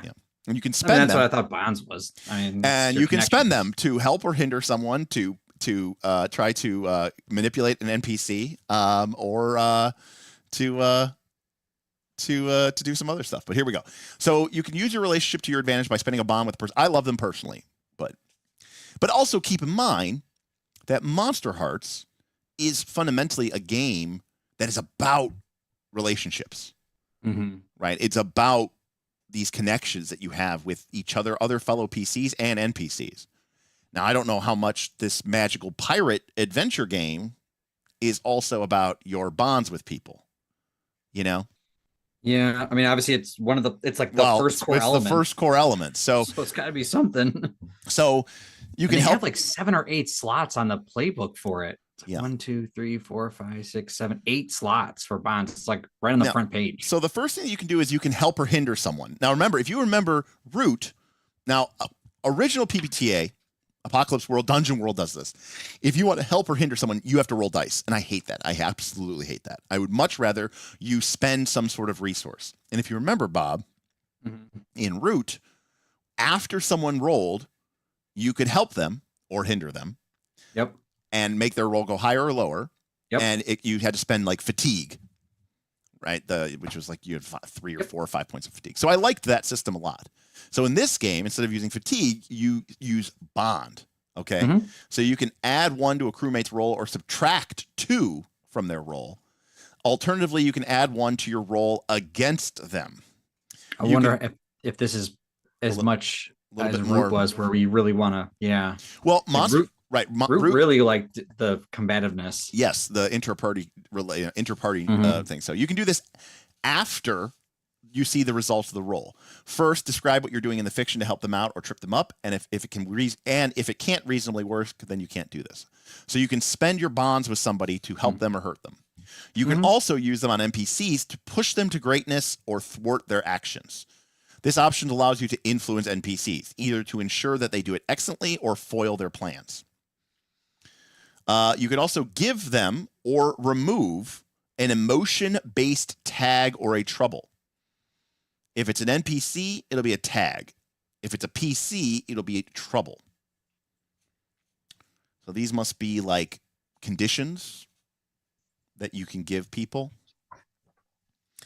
And lastly, cool idea. You can use them as inspirations and standard. So what I'm detecting here is somebody who really liked Blades in the Dark and really liked Monster Hearts and liked maybe Urban Shadows or Masks, and they tried to combine it all with maybe One Piece. It's kind of like, pirates are cool. I mean, that's kind of the theme I'm getting here, as far as I can tell. Or maybe Thirsty Sword Lesbians. I mean, it depends on what it is. Elia says, this game is quite the blender. So lastly, you can use them as inspiration and stand your ground. Once you've spent all of your bonds with someone, that relationship has gone stale, and you cannot use that relationship to your advantage anymore. But at chapter's end, all of your bonds refresh. When you refresh your bonds with someone, fill in your bond tallies up to the maximum bond with them. Chapter's end is. It's probably like the end of session. It could be the. Probably my guess is it's probably more of like the end of a narrative arc, but we could look. Gotcha. That's probably more accurate. Okay, here we go. Ante. Whenever you get into a scrap with someone, there's a natural back and forth as each party tries to gain the upper hand. In Rapscallion, this advantageous position is called the ante, which doesn't really make any sense because ante is something that everyone does, and then it's what you put into it. You can scratch someone. The natural back and forth. Each party tries to get their hand. I mean, ante is what the pot is, though, isn't it? But ante is like the act of putting it in, isn't it? Yeah, ante's the idea of like everybody tips into the pot, so it's not really an advantageous position. It's kind of a strange word to say, but all right. Whenever something tells you that you take the ante against an opponent in an encounter, that means that once, at any point during this encounter with them, you may spend your ante as if it were a bond with that opponent. This is a meta currency on top of a meta currency. So this means it's a little strange. This means that this game has multiple meta currencies. It has bond meta currency, it has anti meta currency, it has luck. Meta currency. It looks like you might have more than that too, because there's vices. This is, you know what? I mean, I can't hate. This is what happens. You know, if I were to design a game. Fair. You may spend your ante as if it were a bond with that opponent. You don't have to erase it from a tally, even if you already have 3 bonds with that person. You can still take ante on it. Think of it as a temporary bond, one that exists in the fragile moments of combat. You're encouraged to use this up as quickly as you can. Boost your moves, trip them up. Once the encounter's over, the ante's gone. You can only ever have one ante at a time in an encounter. If you have the opportunity to take ante again, you'll have to give up or spend the ante you already have first. So it's like kind of like inspiration in 5e. Yes, it's like a little mini game. Well, it's weird because it uses the bond mechanics, but it's basically saying it's a way to have a temporary bond with someone that you have that's all it is. So it's not its own. But that you have no relationship with, other than that you guys are in combat together. Bond mechanics, but just individual act. Well, it's this idea, and it only applies during combat. And this one thing you get into a scrap. Yeah, it's their way of basically saying like, you have the upper hand in a fight. You know, I have the high ground. You know, and you're like, okay, you take the ante. Except you never take the ante. Like the term ante is money that we all put into the pot before the game starts, so that we all have a little bit of something committed. You don't like take the ante. Like that doesn't make sense. That's the part that's throwing me off. Especially because I'm so used to poker and stuff like that. That's not what that is. It'd be like if it said like take the blind. You're like, well, you mean win the pot? Like, wait, what do you mean? Like, usually ante is like the something you give in. Well, also too, like it's not like it was using like a poker term or reference anywhere else. So I don't know why they use this term ante. I don't know. Anyways, maybe they just didn't want to call it inspiration. All right, compels. So we talked about this before. Yes, pirates are riddled with vices, weaknesses, secrets, and obligations. Sometimes, inevitably, these myriad of troubles will compel you to do something foolish. Whenever your character is compelled to do something, they can't help themselves. They have to do it, unless they manage to stand their ground against the compel and prevent themselves from falling prey to their more piratical impulses. There are many ways that you can be compelled. Sometimes the trouble is not inside, but outside. The fates might compel you with dangerous enemies and dark magic. This is your temptation, is the fate. Here's the temptation stuff. However, more commonly, your own heart will be to blame. Your own playbook features can compel you. Taking too much harm also compels you to slip into unconsciousness. The most common source of compels, however, is from your trouble. So this is sort of a mix of Darkest Self from Monster Hearts, as well as the principal moves in Avatar. So like, for example, in Avatar, there's a move like where you can call someone out on their principles. Oh, yeah, I remember that. Right? Yeah. Like if they're dedicated to justice, you can call them out on justice. And they basically have to do what you're telling them to do unless you resist their call out. And Yep. this is basically kind of the same thing, where it's basically saying, because the GM doesn't roll dice, if something in the game or the playbook is trying to make your character do something, you have to roll dice to try to compel it. So this is kind of PbtA tech from games that most people don't play. Okay. Troubles are difficulties. Oh my god. So now they've got a harm track too. Jesus Christ. Oh, there is on the main character sheet, there is like this troubles stuff, and there's like a vice. Man, this really is Place in the Dark plus Monster Hearts plus troubles are difficulties that affect your pirate. They're vague on purpose. They have a menagerie of troubles. Every playbook has 4 trouble boxes on their sheet. Maybe we'll take a look at the sheet. It's right there, right above your vice, right next to bonds. Right in the center? Is it on the playbooks or the play sheets? Playbooks. Here we go. So this is what the character sheet looks like.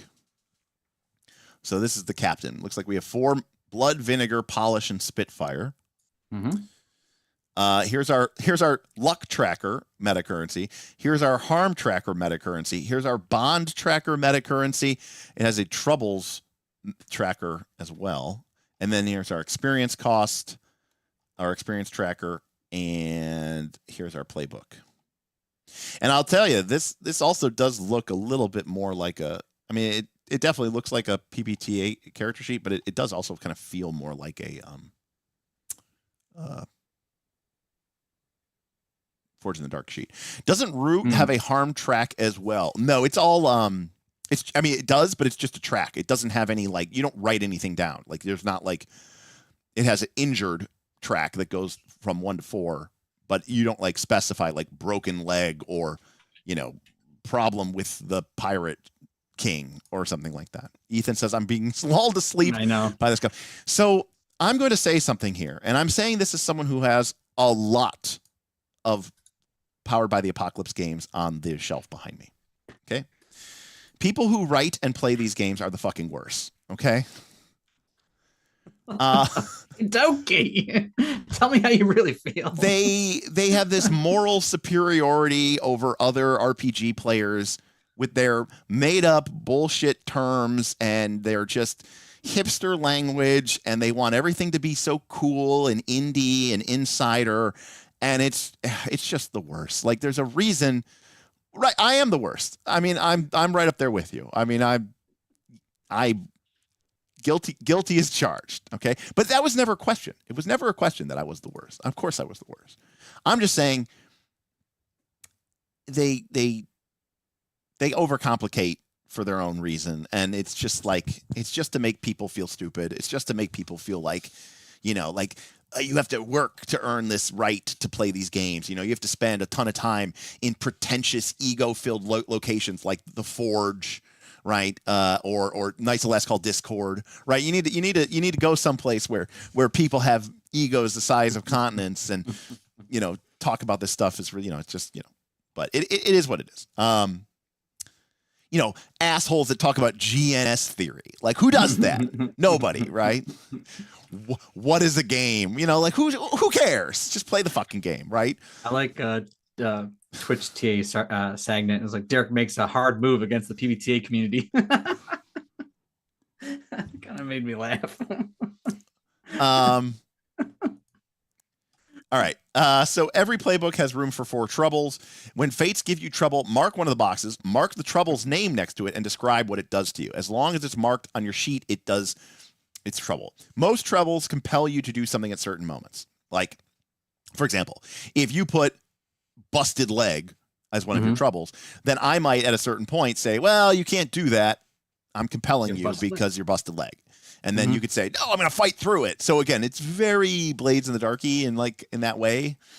Most troubles have an endpoint that lets you tell you we can remove them. The more troubles you have marked, the more your pirate is weighed down with issues, distraction, and anxiety. And the thing about the troubles is it could be generic, right? It doesn't have to be an injury. Troubles could also be my nagging ex-husband, or something like that. I mean, I kind of like that kind of stuff. I do. I mean, I think it's useful.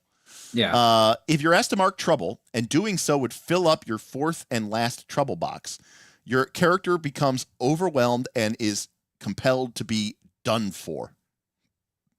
A pitiful state described below.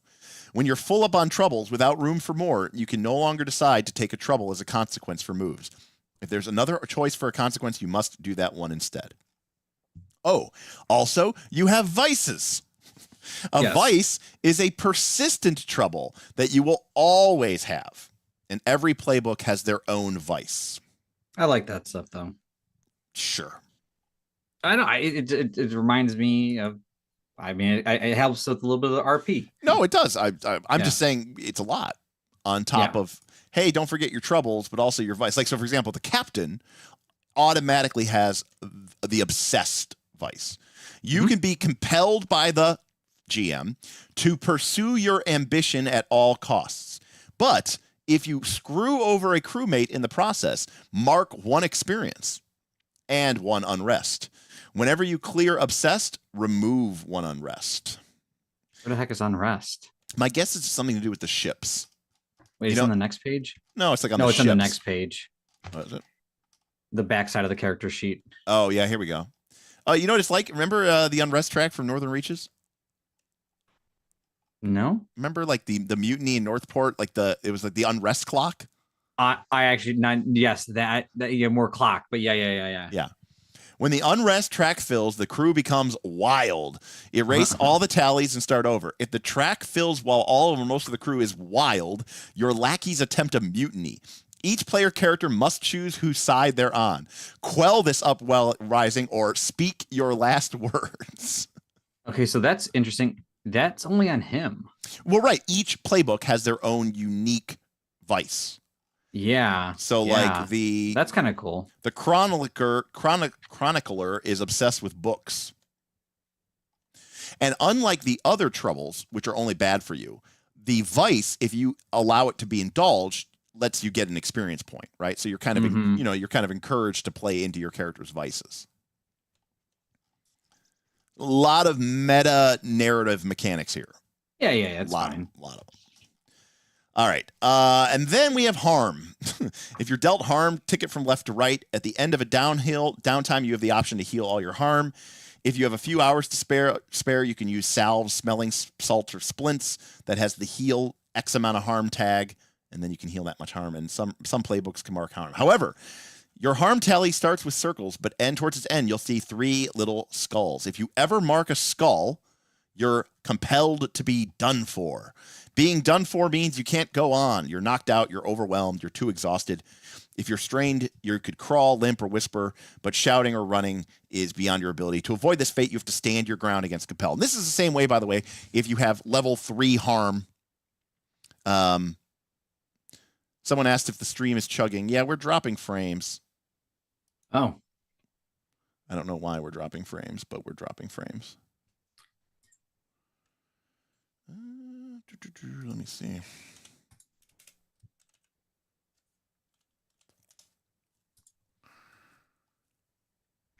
It's probably because Mark T decided he wanted everyone to start thumbs upping. Right. That does fuck with the... How dare you? It does fuck with the thing. Let me just make sure.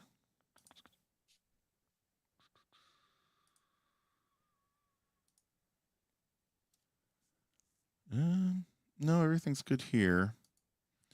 All right, it should be restored. Yeah, it was just a hiccup with the frames are compelled to be done for. LP, that was very good. Pretty good. That was very good. That's pretty good. My guess is it was a YouTube problem. I did see that. Who said that? Was it Ethan? He said, out of all these things, vices makes the most sense for evoking pirate fantasy. And I kind of agree. I think of vices and stuff like that when I think of pirates and burglars from Blades in the Dark and stuff like that. Like criminals have these vices, which makes them interesting. Right. And I mean, in Blades in the Dark, your criminals have literally a thing called a vice. And it's what you indulge in order to burn off your stress. And rather than doing something healthy, like, I don't know, paint or donate or volunteer at a children's hospital, right? Your scoundrels will go and gamble or, bet on the horses or prostitutes or, drugs or anything, something else that's self-destructive and tends to create, problems for yourself in the future, in the long run. So this is an exact copy of a mechanic from Blades in the Dark. In Blades in the Dark, if you mark level 3 harm, your character is basically done for. You cannot act unless you push yourself, which is the same thing as being to stand your ground. And the thing that's nice about pushing yourself is it doesn't require a roll. However, when you push yourself or when you stand your ground in this game, you have to roll. And I just feel like that's going to create a lot of rolls. So again, in Blades in the Dark, if your character has level 3 harm marked, you have to push yourself in order to do anything. And that means taking 2 stress in order to, keep fighting to make it out. Otherwise you're just kind of like dazed and, nearly unconscious. But here, if you want to resist the compel, you have to stand your ground. And stand your ground means we have to do this move. And, and it looks like it's each time one of those skulls gets filled. Yeah. Because the last one you do the deny death. And so it's just a lot of compelling. And so I think that's just going to lead to a lot of dice rolling. Maybe. I don't know. It's hard. Boothby says having both a harm track and a troubles list seems a bit redundant. Well, if it is, it's because it's stolen. I mean, it's not stolen, but it's taken from Blades in the Dark. Instead of a harm track, you have a stress track. And instead of a troubles track, you have a harm track. So it's literally the same thing as in Blades in the Dark. The idea being that stress is sort of the temporary, easy to cure thing, and the harm or the troubles are the more lasting problems that have come up throughout the course of the game. Okay, and if we get to every time we if they're completely filled up, we have to deny death. And we roll 2d6 and we get -1 for every black mark that we have. Basically, every time we make this roll, we take up another black mark until eventually you are done, triggering our last words. Okay. Hey, are we done with enough meta currencies? No, because here comes luck. Luck is tangible. It's especially so to a pirate who courts luck daily, using it to twist fate and unleash their powers. Thus, luck is a resource that you can spend. Your character begins with none, but if a move or ability tells you to mark luck, fill bubbles on your luck tally track. We did miss that one. Oh, it's right there. No, we didn't miss it. Every playbook has a maximum amount of luck, different amount of maximum amount of luck. So, like the Gunslinger has 5. I thought they all had 5. Nope, the Mountebank has 7 or 8. Oh wow! But their harm track is very short. Yeah, that's interesting. That is interesting. I do like that. That's kind of interesting.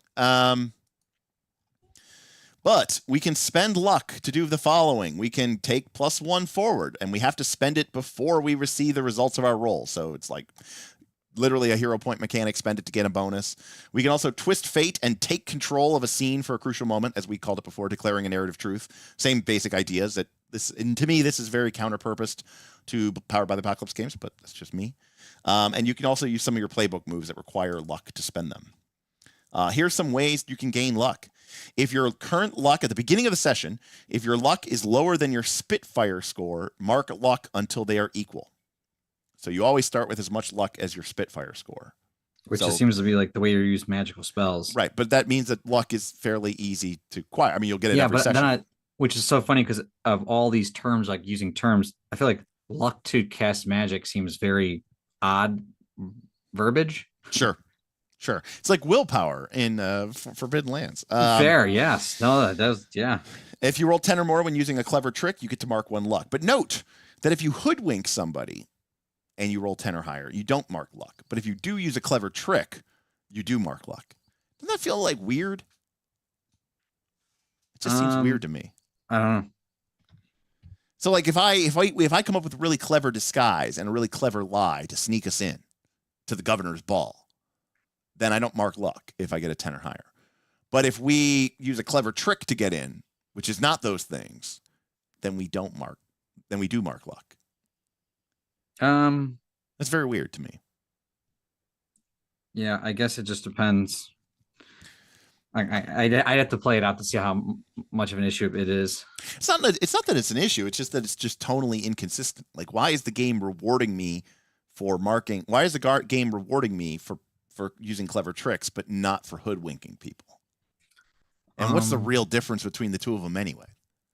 Anyways, if we carouse during downtime, we can mark luck. If at every chapter's end, we can choose to mark some luck as a reward. And many playbooks allow you to mark luck by fulfilling narrative conditions, such as learning important information, protecting your crewmates, or making accurate prophecies. So again, super narrative moves. Well, it just seems like there seems like a lot of ways to get it, which means a lot of times you're going to be taking narrative control. Correct. You're going to be twisting fate a lot. I think so. Or I guess using it to take +1 forward. But either way, twisting fate seems to be more powerful. And that seems to go against what they said at the beginning about. Right. Yeah, like this game is not about taking control. It's about being open to the wild sea experience. Ethan says, if luck is lower than spit, but greater than snot, then mark harm to avoid a snag on your thorn. Yes. Remember what I was talking about, Ethan? I was also talking about Grimwild. I was talking about that very much. And when I was ranting just now, I was talking about Grimwild. Hey, let's come up with this really strange, weird, sort of pseudo-thematic, but not really thematic in a way that makes sense to anybody, terminology to talk about things.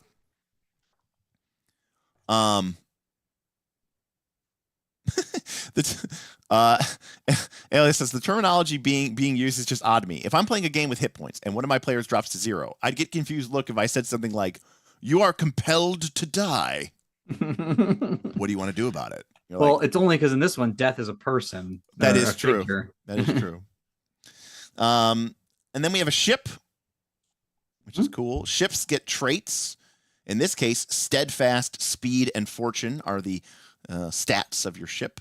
Mm-hmm. They tell you what it's good at and determine many of its mechanics, like how well it can wreck, what's its crew space, and what's its cargo space. So this is definitely some Dragon Tide moves. I was just saying, like, we had cargo space. We had a lot of this stuff. I love how they try to make it diegetic.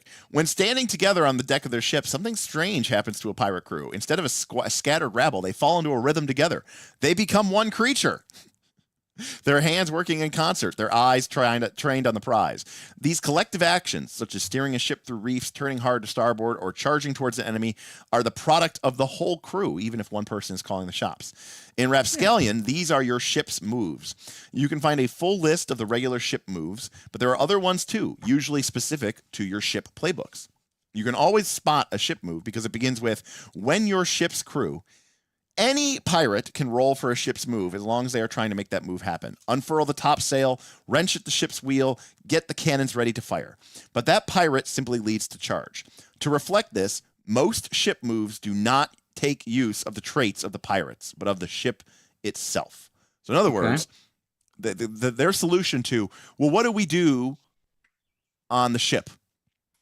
Remember, we tried to decide this in Dragon. Yep. Mm-hmm. The answer is, you don't basically use your own character sheet.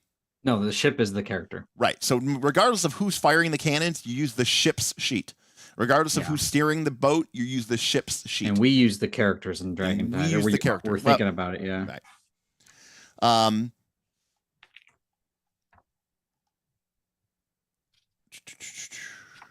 Cargo space. Ship armor, ship scans. I mean, I like decking all stuff out. Wreck. Just like characters, ships can be harmed, not by swords or pistols. Indeed, any weapon that does harm doesn't really affect a ship. Instead, to destroy a ship, you need a weapon, one that does wreck damage. Thus, instead of harm tally, ships possess a wreck tally. So it's more of a nomenclature thing. Wreck, however, is not just an abstract measurement of misfortune. It represents very serious damage to your ship. Your sails are on fire, your rudder is missing, you're taking on water. As a result, every time you mark a wreck box, the GM will provide you with a type of wreck that you've taken next to that box. Wreck is an open-ended affliction. Think of it a bit like a player character's troubles. So, you could be like, oh, your sails are on fire. I mean, I like that kind of stuff. Yeah, I do too. I think so cool too. I mean, it says some examples here, and they're pretty cool. Like your sails damage, you're slow on the water. Like that makes total sense. Right. Stern damage. You struggle in collisions and storms. Waterlogged. You have less crew space and less cargo space. you'll notice the very last rec box, the one at the bottom of your playbook sheet, is already marked in. So let's go take a look at a ship. Do we not have ships? Last what? Oh, it says wrecked. Oh, ships is its own thing. So yeah, the last box says wrecked. Yep. Whamp whamp. And so that's because Guess it makes sense that you're wreck tracker. yes, filling your wreck tally completely means that your ship begins to sink. Yep. There's no helping it. It can no longer move, although you might be able to limp to shore if nearby. Losing your ship is a pirate's crew greatest nightmare made real. Prepare to be marooned or capture. We also talk about the crew and the cargo space, blah, blah, blah, ship's armor, your cannons. I mean, Love it. This stuff is important, you know, if you're going to have a pirate ship, yeah. You have your equipment. Oh, goodness.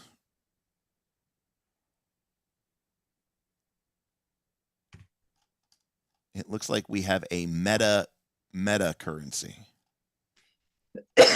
Oh, the ink? Yeah. If you manage to swindle your way into the mind-staggering sum of 5 horde, that can be converted into 1 ink. For more information on the precious nature of ink, read Chapter 1, The World of Rapscallion. In the fictional world of your pirates, 1 ink doesn't look like much, perhaps a large corked bottle full. But real Leviathan blood ink of that sort is the most valuable and alchemical substance in the world. The sort of thing exclusively locked behind thick iron vaults and guarded by terrible powers. Certainly, 1 ink is enough to give yourself a lovely sleeve tattoo, a sight that would certainly put your name on the map and on plenty of people's bounty lists. Unlike with Horde, though, ink just doesn't naturally pool where any filthy amount of gold sits for too long. You need to exchange your Horde for the ink, usually from one of the less than reputable banking guilds of the Great Sea. It's tempting, though. A little jar of ink is a lot easier to keep track of and hide than a vast hoard of treasure. So is the ink like magical? Yeah, I think it is. Well, because it's... Because I'm like, you're tattooing on yourself. It's like more valuable gold. It's almost like giving you a power or something. My guess is that's how you get powers. You convert your horde into ink, and then you give yourself magical tattoos. Yeah, because I mean, the picture. I mean, I'm just going that one picture. That octopus is like coming off the guy, which is kind of cool.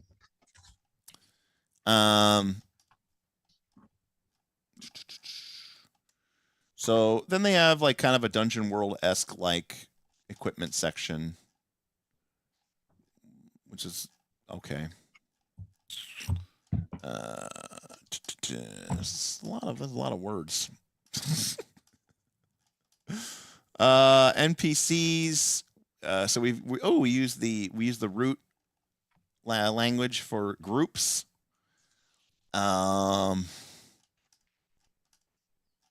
Okay. Then it talks about making your map, crafting your ship. Yeah, in fact, actually, it says here, when you first make your map, it should have the basic outlines of all the well-known continents, islands, and landmarks, a notable place of the law, usually their capital, fortress, or base of operation, a notable place of the free, like where the pirates like to hang out, a notable weirds place, and everything else is blank. Nope. Then we collectively create our ship, and we create our playbook. We create our ship playbook. All right, Bob. So here's our choices. We could go with the Jewel, the Legend, or the Ramshackle. Let's see. Spit and Prayer. Oh boy, the heart of its loyal crew. I don't know why or how you would pick one over the other, but there it is.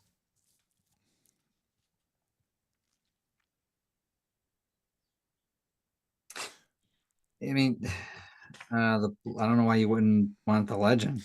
Well, the Legend is this famous pirate ship has a long history and a powerful reputation. Now it's yours, and you have a legacy to chase. Pick this ship if you want to be dashing, important, and established. Expect to have the eyes of the law and the free alike trained on you from the get-go. You're set to be the most famous pirates out there. Don't pick this ship if you don't want to earn the reputation. I'm gonna be king of the pirates. The Jewel, this beauty is without a doubt one of the finest vessels on the ocean. Too bad that it's not technically yours. Pick this ship if you want to be rascally devils on the run from the law. Expect to have immediate enemies. Assume you might start in media res. Don't pick this ship if you don't like looming threats and want to slow her in production. The Ramshackle, a home-crafted vessel tied together with spit and prayer. It may not look like much, but it carries the heart of its crew, aka the Serenity ship. If you want to tell a real underdog story, forge a found family. God, we keep hearing this again and again and again. And fight to make a name for yourselves. Expect to run with your tail between your legs and struggle a bit. Don't pick this ship if you want to be important and famous. Apparently, 2025 is the year of found family in Powered by the Apocalypse. Apparently, that's what everyone is now. It's all found family fiction. You know what? You know what it is? Every game. You know how Steven always says every adventure is a heist? Every game is now Fast and the Furious. There you go. Then your ship has an oddity. This is very much like the Scum and Villainy ship creation thing here.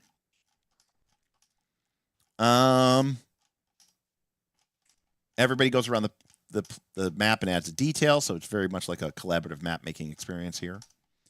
And then we have some playbooks. Again, we have the captain, the surgeon, the chronicler, the gunslinger, the matala,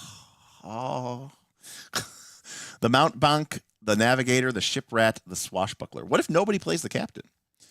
That's totally fine. You should pick the captain playbook only if that playbook's themes and vices fits your vision. Otherwise, the captain of your crew could be anyone willing to act as a de facto leader, which might change from session to session. All right, Bob. What playbook you want to look at? Which one was the one that stood out to me? Captain, surgeon. No, this gunslinger dude. Look like a vampire. He does look a little bit emo, Lord-esh. Well, and he's bleeding, and it talks about us being bloodthirsty. All right, so we have the gunslinger. Yep. That's his core playbook. Let me actually find him here in the game.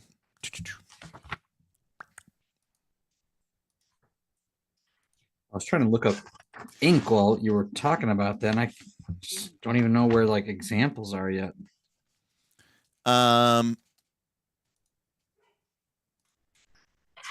Let's see here. Ink. No, okay. Well, it looks like it's like I mean, I know you didn't play a lot of Powered by the Apocalypse. It looks like it's a way to convert your coin into horde. All right, pages 18, 23, and 26, and 48. So it isn't magical. It's just fluff. It's just cord.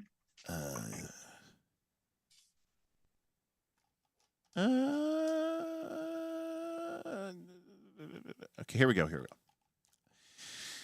But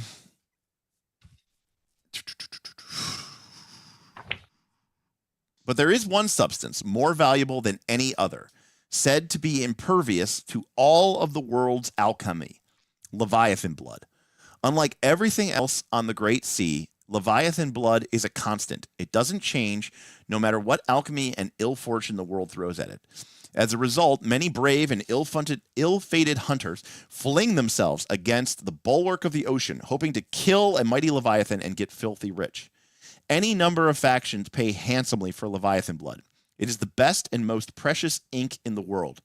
A book written in distilled Leviathan blood will never fade. A tattoo made from Leviathan blood remains rich blue-black until the day you die.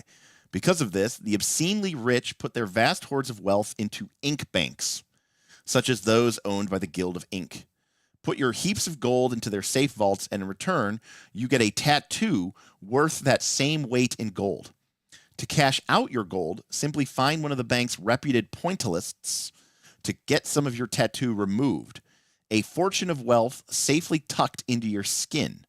Of course, this siphons it out of you. Of course, this makes your skin highly valuable to any aspiring pirate, leading to the use of so-called body banks, a bodyguard of sorts whose life is on the line for the honor of holding your fortunes on their biceps. So it is horde then. So it's not magical. It doesn't look like it's magical. It looks. I mean, it's actually would have been cool if it was. It's not. At least it's not magical in the sense. I mean, it's super permanent. But it's a way for your characters to carry around a bunch of wealth on them and be super wealthy without actually having to haul around like Yep.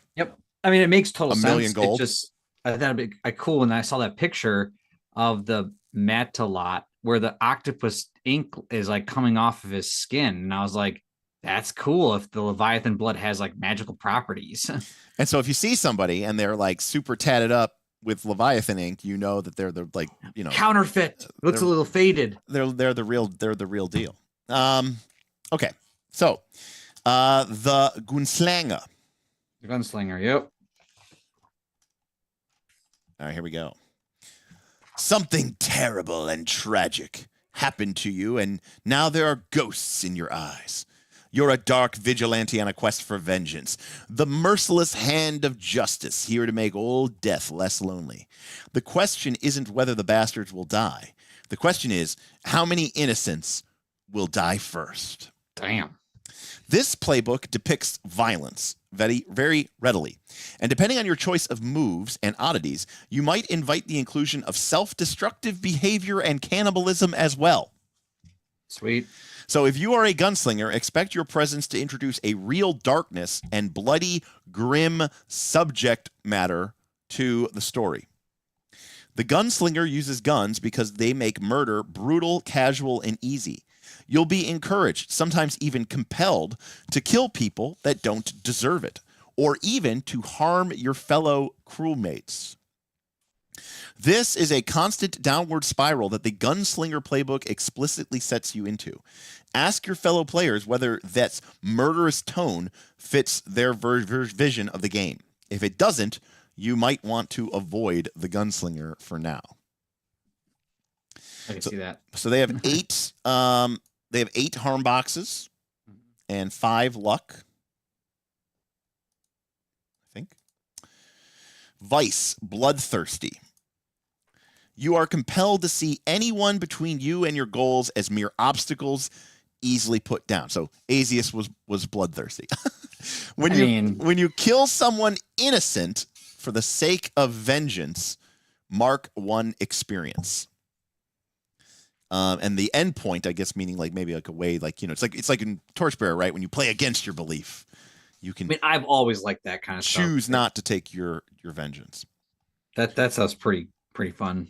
All right. So oddities. Choose 1 starting oddity and take its trait modifier. So this is like your starting stats. Oh, okay. So you can be a Minuteman, Death's Chosen, or Cursed. Cursed sounds cool. So all versions of the Gunslinger start with a fairly high blood, which allows them to, like, you know, fight. Sounds about right. And all of them start with... But one of them has like a Spitfire, the Death's Chosen one, right? The Spitfire is the 4th one. All right, so if you're a Minuteman, you start with +1, 0, +1, -1. You were a soldier once. You can wield any weapon. Add your old uniform and identification pin. +1 if you want to hoodwink people from your old faction to your kit. Who's an old contact from your soldiering days and why do they owe you? Gain a bond with them. Death's Chosen. Every downtime after you've killed someone, you are visited by death in your dreams. They compel you to kill a person you see in your visions.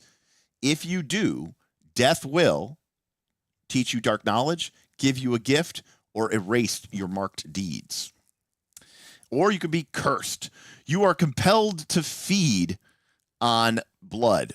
When you see it, if you do, heal 3 harm and mark bloodthirsty. While bloodthirsty, you take +1 to all blood rolls.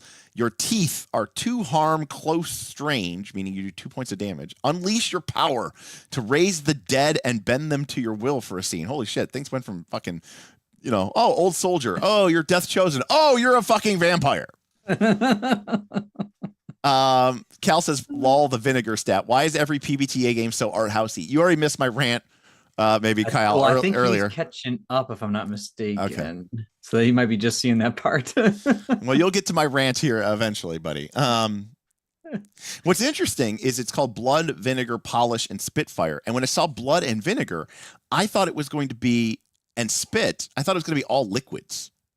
I thought that would have made a little bit more sense. So, I don't know. Then you pick your kit. You can start with a small book with wanted ads and bounties. You can have a waterproof cloak. You can have a gun. You could have some different guns. Last words. When you speak your last, so this is like what happens when you die. When you speak your last words, do you still seek vengeance? Yes. There are still people who need killing. Return from death as a revenant. You no longer eat, drink, or sleep. and you take -1 to standing your ground until you're given a proper death. Choose 1 body part and 1 memory that you now have lost. Or no, you are sick of dealing death. Roll 1d6. If you roll a result greater than the number of marked deeds that you currently have, you've redeemed yourself. Die in peace. Otherwise, you must return. Okay, so when you die, you don't die. Where is the marked deeds? Is that on the back of the playbook? Oh, there's a bunch of these. Yes, you have dirty deeds and dirty marked deeds. deeds. Yeah.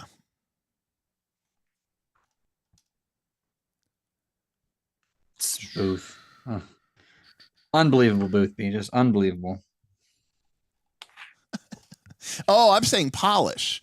It's clearly Polish. Oh, clearly. Well, it has a capital P, right? I don't think No, it's all Polish. capitalized. I think I'm it's pretty sure it's Polish. I really don't think it's I think it's Polish. Blood, vinegar, Polish. I mean, isn't that like how you make like a sausage? I thought it was polish because that's what you would do. Why would it be anything else? No, polish is used for like, like being smooth talkers, and like everyone knows people from Poland are very, yes, they're very very catching charismatic, and I know some people from Polish ancestry, and they're very fine. They're very good-looking people. Also, Poland is known for its piracy.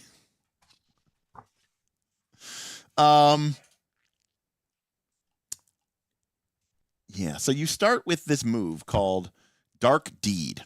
Mm. When you commit a dark deed that helps you commit your vengeance, choose a deed and roll plus blood. On a hit, mark and use the deed you chose. On a 7 through 9, you're compelled to do the thing in parentheses 2. So, for example, if we commit a dark deed, we would choose, let's say the first one. We hit our next target dead in the chest, and we do a ton of extra damage. And then we shoot someone we shouldn't. This is so a little... wait, so you have to pick each one of these until they're all full? Yes. You can't use an option that's already marked. Correct. When you commit an unprompted act of truly gratuitous cold violence, you can erase all your marks and start over. Or there's ways to lose your marks. Pathfinder, there is one of the options you could take when you level up is called Dirty Deeds, and that adds 2 additional boxes to your deeds list. So basically,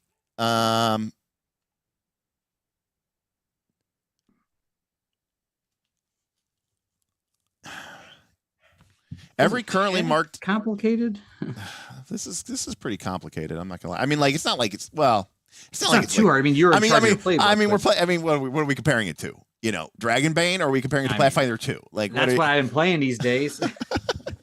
Bob's like, I played Dragonbane, and you guys are trying to get me in PS2, and I'm like, here's the thing. This is an extremely sociopathic playbook. Like, this one is like very kind of not well. Yeah, this one's a little rough. Maybe I shouldn't have picked this one. It's pretty evil, is all I'm saying. It's like, like for example, if we do the dark deed, then we might choose make someone small, do what you want, whatever you want, by threatening violence. And then if you roll plus blood and you get a 7 and 9, well, then you have to do the violence anyways. So like that's like one of those like when I wanted to be the terrorist, or you're like, we should not have these in our game. This is what Smith was in our root game. Someone said super chats are broken. I have no idea. Calderex said it. I haven't seen one pop up, so I wonder. No, I have not seen. You know what? We were having a problem before where super chats were not coming in.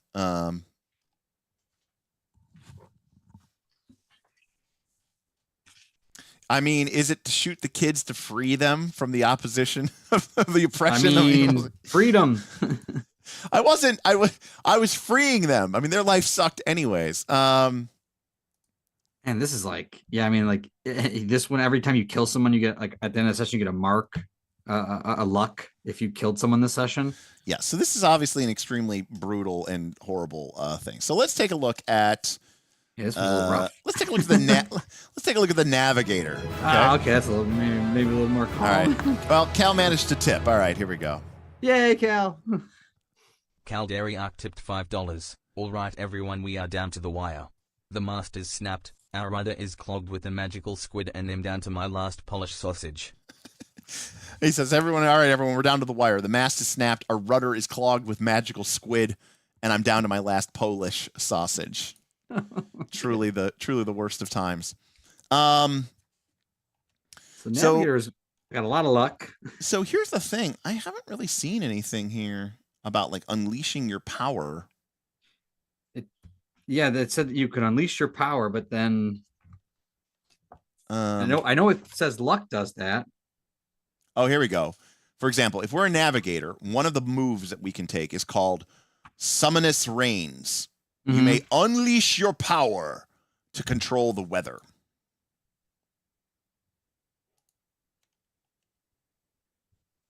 So, but that's a Spitfire roll, right? With the luck? It is. I thought you had to use the luck to do. When you unleash a magical power that you possess, roll plus Spitfire. On a hit, it does what you want, but exacts a personal cost or surges out of control. Now I remember. On a 10 or higher, you get to choose instead. And on a miss, the fates will tell you what terrible force you've unleashed. After the roll, you can always declare that the power is lost to you forever. If you do, seize the moment, do whatever you want without consequence, and ignore the results of the roll. So, if our navigator took Summonous Reigns, they can roll Spitfire and control the weather.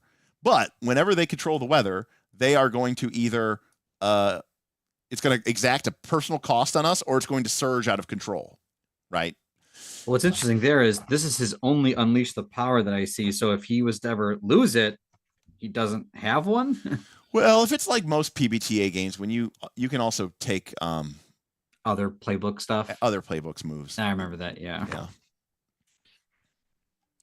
But what's interesting here is they also have this move called Bosun's Blessing. Bosun is a person on a boat. But it says, when you twist fate while steering your ship, you may spend bond with your ship 1-for-1 instead of luck. So this lets you use the twist fate ability, but instead of spending luck, you spend your bond with your ship. So they really did lean into this. Else, at any time you may mark hunted to act as if you've spent 2 luck on twisting your fates when you pick the above options. This is a more complex PbtA game. There's no doubt about it. Yeah. But that might be fine. Yeah. Obviously it is more Blades in the Dark. It has more things to do. There's ship phases. There's downtime phases. Yeah. This is like Avatar levels of complexity. Here's the thing, though. Does this feel piratey to you? I don't know yet. The ship just felt like a ship. These people, I guess it would all depend. The problem is there it feels like the adventure is the pirate. Like the adventure you would do would be the piratey thing. You know what I mean? It's just like doing a score in Blades in the Dark, I guess. You would just be going to get some booty or something like that. But yeah, I guess. Some of the stuff, again, I like the Vice. I think that's pretty good. I don't know how much of these other stuffs comes into play. Well, if we take a step back and we think about the movie. I like the idea of like the death being a figure. I think that's pretty cool. Seems piratey to me. Right. This idea of like these curses seem great, I think. Yeah, obviously if we look at the character sheet and we look at the moves, this game is giving us some basic moves that are going to let us mostly handle our piratey business. But what they're really setting us up to do is to give us bonds and troubles. And so I think what the game is sort of defined as is, like, on a very basic level, you guys are just trying to be pirates, right? And go do pirate scores, for lack of a better word, right? I really think it's like scores.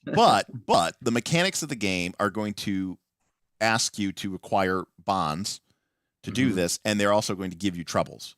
And so there's going to be sort of a natural emerging of events that occur as a result of those troubles and those bonds. And it's really going to focus on that interpersonal conflict. So it is much like the sort of, what Dungeon World 2 said, right? It's a game of fantasy adventures with messy, flawed individuals who, through their adventures together, discover a found family, right? It really seems like that is kind of the aim of these mechanics. It's to sort of have these individuals who are flawed. That are, again, it kind of tries to portray you as the good guys, even though you're pirates. Well, it really depends on the playbook there. Well, it's kind of very much like, but it's funny. It's it's actually really, really funny because when D&D first came out, Gary Gygax included this idea of alignment because the goal of D&D was to kill things and take their stuff. And we obviously understand that that's problematic. Right. And so he created alignment and he said, these people are evil with a capital E, irredeemably so. So actually killing them is not only is it not a bad thing, it's good. It's actually kind of a good thing. So kill them and then take their stuff because that is righteous to do so. And as time has gone on, like people have become very offended by this. They've become very, they call it biological essentialism. It's, you're portraying, minorities in a negative light somehow. And that's become very, very unpopular. Plus, people have started moving away from alignment, and especially the idea of universal alignment, like it's this, like you are evil. It's like, well, no, people are more complex than that, and so we've gradually moved away with that. And that obviously creates problems for, murder, hobo, adventure. Who are you going to go kill and steal money things if you can't kill anybody? But yet somehow all these adventures still involve you murdering and killing lots of people. But whatever. But what's funny is, in a game like this, which is obviously very set up to be, sort of like. So they still want you to murder and take loot and stuff, but now instead of it being against evil people, it's against the law. And now it's like, oh, they're the bad guys. And so it's the same thing that you had in the 1970s. You need someone that you can go steal from and take all their stuff from and not feel bad about. Yeah. But it's the same solution, But yeah, I mean, like if you look at the character sheet, it's about, acquiring these bonds, and they're going to be not just with your fellow crew members, right? It's going to be with the NPCs in the world around you. It's going to be with things like your ship or maybe an island or like a town or a tavern, and you're going to build up these bonds. And then, but I like the idea of spending it. Now, some people might have might have a problem with that because like, what does that mean? Spend a bond, right? Like, how do I spend my friendship with you? But I think that's a very clever way to do it. I actually think that's really nice. And that's probably the mechanic I like the most.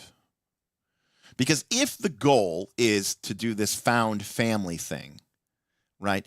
Because like Fabula Ultima has a bond system.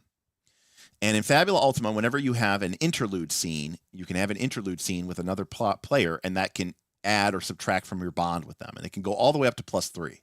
But once it's at +3, it kind of stays there, and it doesn't evolve, and it doesn't transform.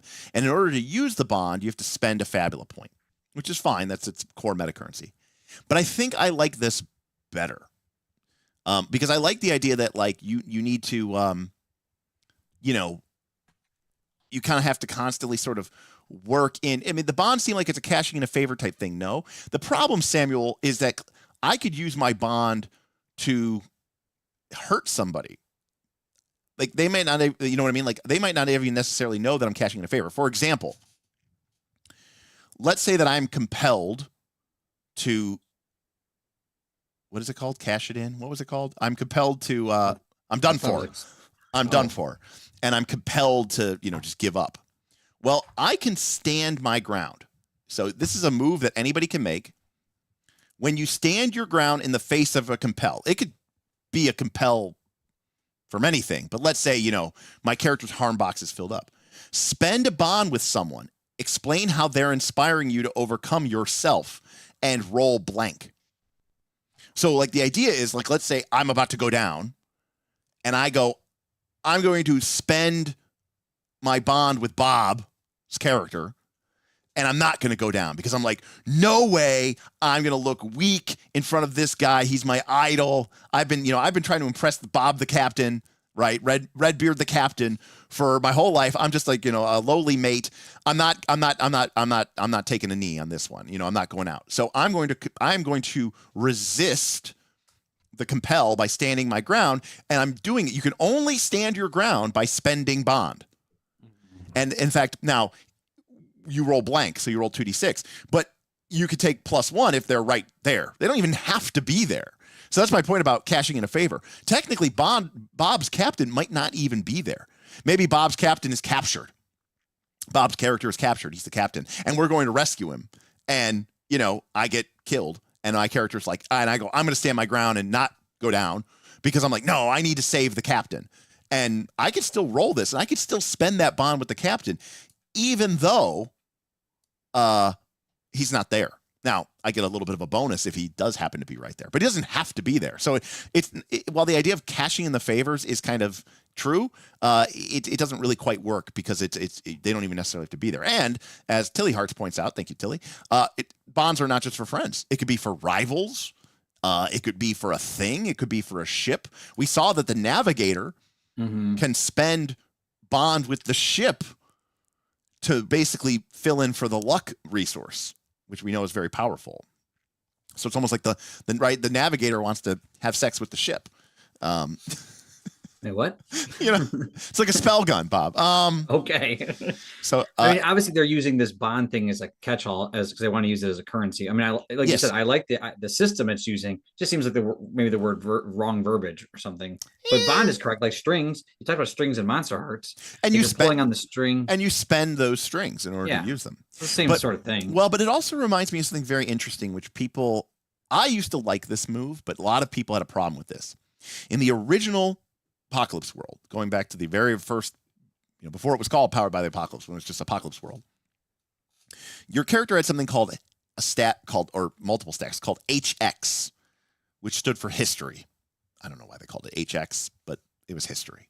And history was basically what became bonds in most of these games. And the way that history worked is you had a history stat with a person, +1, +2, +3.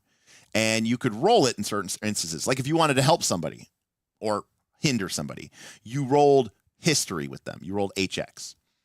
And when you would roll it and you would do stuff with them, your history would go up. But eventually your history reached +4. And when it reached +4, it reset to +0. Because the idea was that your relationship with that person had gotten to a point where it had changed, where it had evolved. Okay. And so like a good example of this would be like, let's say me and Bob are friends. Okay. And we're building up this history with each other and we become really good friends. And it gets to +3 and then it goes to +4. And now we're lovers. It resets. Interesting turn. It resets down to 0 because while we may have been really good friends, right? We're new as lovers, right? Or isn't that the same thing it's doing in reverse in this one? Well, kind of. It's just doing it. Yeah, it's just doing it more, stochastically. It's doing it more, bit by bit by bit. But it is, in a sense, testing on the mental relationship that I think you have with this person. So ideally, when you go down to 0, I talked about resetting it. Obviously that it's changed now. It's not the same. You've used it all. Like I've used everything we had together. Yeah. So I mean, there is something to be said about that, right? Like, if my character, refuses to go down because I want to save my captain because I have this strong bond with you, the rules of the game would basically kind of say like that I'm spending that bond, right, to get to not give in, but that now I've spent it, I can't do it anymore, because I've kind of cashed it in. However, and bonds are described on 8 pages, by the way, 36. 36 is the main page. 37, 87. 36 is where it talks about the core element of being what a bond is. Yeah, but the problem here is it's not just about that. It's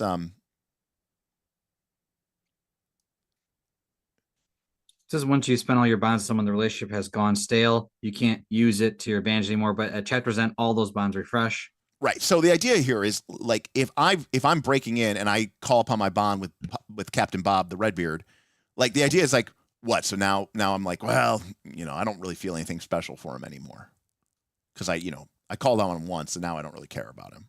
Like that doesn't really make much sense. You know what I mean? From like a fictional standpoint. Do you understand like what I'm saying? No, well, I was thinking about it in the reverse of what you were talking about earlier. Is like I've called on him so much that I've gone stale. But you're right. If you're saying if it was only at one, well, if it was and one you or used it, yeah, I mean, just like the idea. Now, granted, I don't know how you increase the maximum bond. I don't think you can. Um, Because I thought the max you can have up to 3 bonds with someone at one time. So that's the 3. Boom, boom, boom. Those 3 check boxes. Then that number is now your maximum bond. It says if you were told to gain a bond with someone new, write their name on a free space next to the thing, indicate how much bond you have with them. That number is now your maximum bond with that person. If you ever refresh your bonds, that number will refresh to them to what you refreshed them to. If you ever gain bonds, you add that many bonds to your maximum bond number written next to their name. But I don't think you can ever go over 3 because you can have up to 3 bonds. yeah, but like the thing about it's like, well, no, you can have up to 3 bond. I mean, that's what your character playbook, right? Like you can have these 3 check boxes. Yeah, that's what I think it's saying. Yes, but the thing is if you're told to gain a bond with someone new, write their name in a free bond space on your playbook sheet. Then indicate how much bond you have with them next to the name. So I might put Bob Redbeard parentheses 2. Yep. So I can only max out to 2. Correct. And then But you can eventually get that up to 3, it seems like. yes, but my point is, let's say it's at 3. Okay. And then, I'm trying to fight my way to save you, right? And I'm not giving up. And my character gets fucked up in a fight. And I call upon my bond to compel. In fact, you can also mark an additional bond to give you an additional bonus. So I do that. And now I'm down to 1 bond with you. Yeah. And then I keep going and I have to like solve the, I have to riddle with the devil, right? To free my captain. And I call upon my bond again to resist to compel. And now my bond's empty. Yes. So now I'm like, from a mechanics standpoint and from a game mechanics standpoint, I'm like, yeah, I don't really feel any special way about Bob's character. Yeah, I mean, it literally says that relationship has gone stale. Right.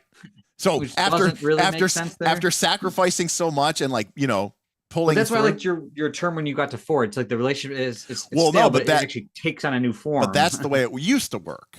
Yeah. And in fact, the way that essentially you could think of it this way, the way it worked in Apocalypse World was the more you use the bond, the stronger the bond got.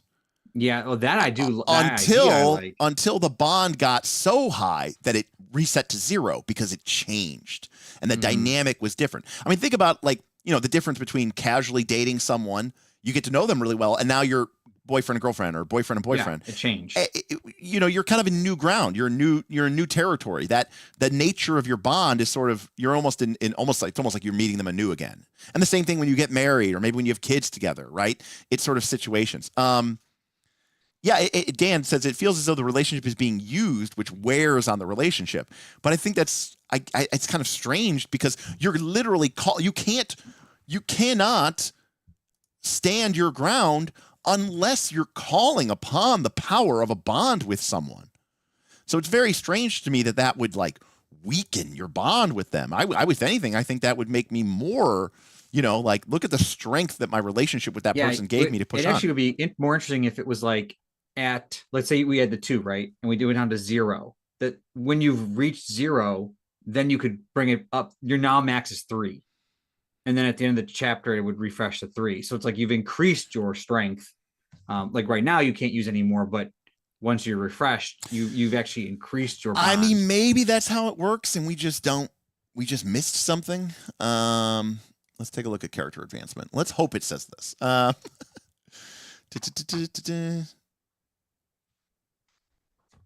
Oh, I like this a lot. So when you gain experience, you need to gain 5 experience points, and then you gain something, but then you mark the 1, and now you need to gain 6, and then you're now at 2, and then you have to mark 8, or 7, and then you have to mark 8, and then you have to mark 9. So you have to keep working more and more and more and more. Okay, gaining bonds. This advance is the only way to gain bonds outside of niche cases like rolling well on a parlay test or testing bonds. When it specifies that the person needs to be relevant, it means you need a real relationship with that person to justify this mechanical choice. But that's the only criteria. This advance is otherwise extremely flanceable. If you made a connection with your evil nemesis, the big bad of your story, that means you can take a bond with them as an advance. Keep in mind, as usual, that this advance doesn't let you go past the usual game limitations. You can't use it to gain more than 3 bonds with someone, for instance. If you use this advance to gain your 3rd bond with someone, you receive the experience for getting 3 bonds with someone immediately. So I guess oh, here we go. Yeah, so when you level up on your playbook sheet.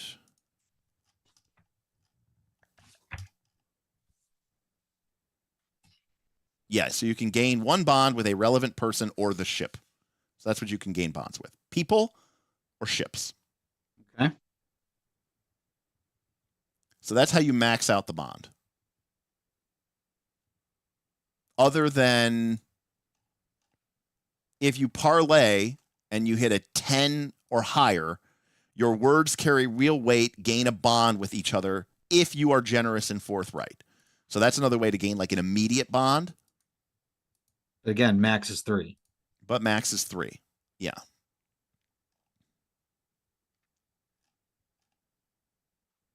But you said after you use it, you get an XP? Well, there's a thing. You get experience. If you ever get 3 bonds with a character or a ship, you mark an experience point. So if you max out a bond with someone, you get an experience point. Okay. But it doesn't look like your once you reach a maximum bond, it doesn't look like you can lose it. I mean, I'm guessing as a fate, you could mess with that as a currency. Maybe not. Or No, I lever mean, to pull on. maybe not. You'd be surprised. Let's take a look at the GM moves. Fate moves. Describe danger approaching, reveal juicy intrigue, compel them, inflict harm, mark a trouble or vice, give them a tough choice, offer an exciting opportunity, shift the odds with a tag, jeopardize their stuff, threaten someone, turn the world against them, introduce unwanted attention, add something to the map. So not exactly.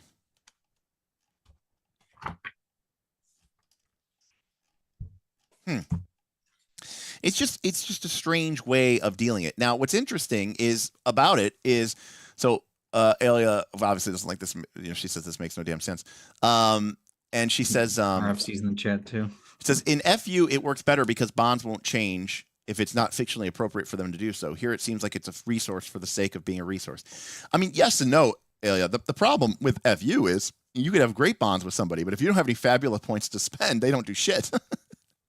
So, I mean, yes, it does make sense, but also in Fabula Ultima, once you have 3 bonds with somebody and you have a +3 with them, it doesn't do anything unless you spend a Fabula point. And furthermore, as a result of, say, a sacrifice, the GM might rule that bond is destroyed or even changed, which some people also find very, very unappealing. What's up, RFC? I get on a plane in 9 hours. Heading to Boston. Does compel take away player agency? Yes. Deliberately so. It does. Which is why some people absolutely hate it, Anon. Because it takes away the idea of this 100%. When you're playing an RPG character, you have complete control over what they do, unless of course it has to deal with magic or your character becoming unconscious because of hit point damage. Then people are totally fine with their character losing agency, but anything else is apparently sacrosanct and cannot be dealt with. But yes, it is. So for example, compel. Here we go. This is a big weapon in your arsenal. Use it often enough that your crew needs to genuinely weigh whether it's worth it to spend a bond and stand their ground. An average Rapscallion session should feature each PC being compelled at least once. Keep a running tally of all the ways that your PC's playbooks allow you to compel them, their oddities, their vices, their troubles. However, don't feel restricted to just a pirate's individual compel options. Charismatic opponents, dark magic, or dire straits can cause compels too. Just remember that compels are an internal emotional temptation. In a pinch, a storm might physically compel a pirate to go overboard, but such usage begins to strain the definition of the mechanic. So, you know, it's kind of like they're saying it's kind of a go-to. It's kind of a go-to move. I mean, it is a move. So it's right there. Yeah. So like if you are, let's say, the captain, then you know your GM is going to be constantly looking at your troubles. Here's the captains, which you know you're going to acquire through you know basically taking damage and playing the game. They're going to be looking at your vice, which is obsessed. So for example, like you know the GM as a move might say, you know, I mean it's the same thing as compelling in Fate. In Fate, when you compel somebody, you know, to you know do this thing that is fictionally appropriate for your character, and you'll gain a fate point. And then also your oddity tells you one. So for example, if you're a sea prince, you were once a great pirate lord and now you've fallen. Name one ally and one rival that you have on the high seas. Give each a weakness and gain one bond with each of them. You have a secret buried treasure, one hoard. Mark its location on the world map. When you see beautiful treasure, you're compelled to take it for yourself.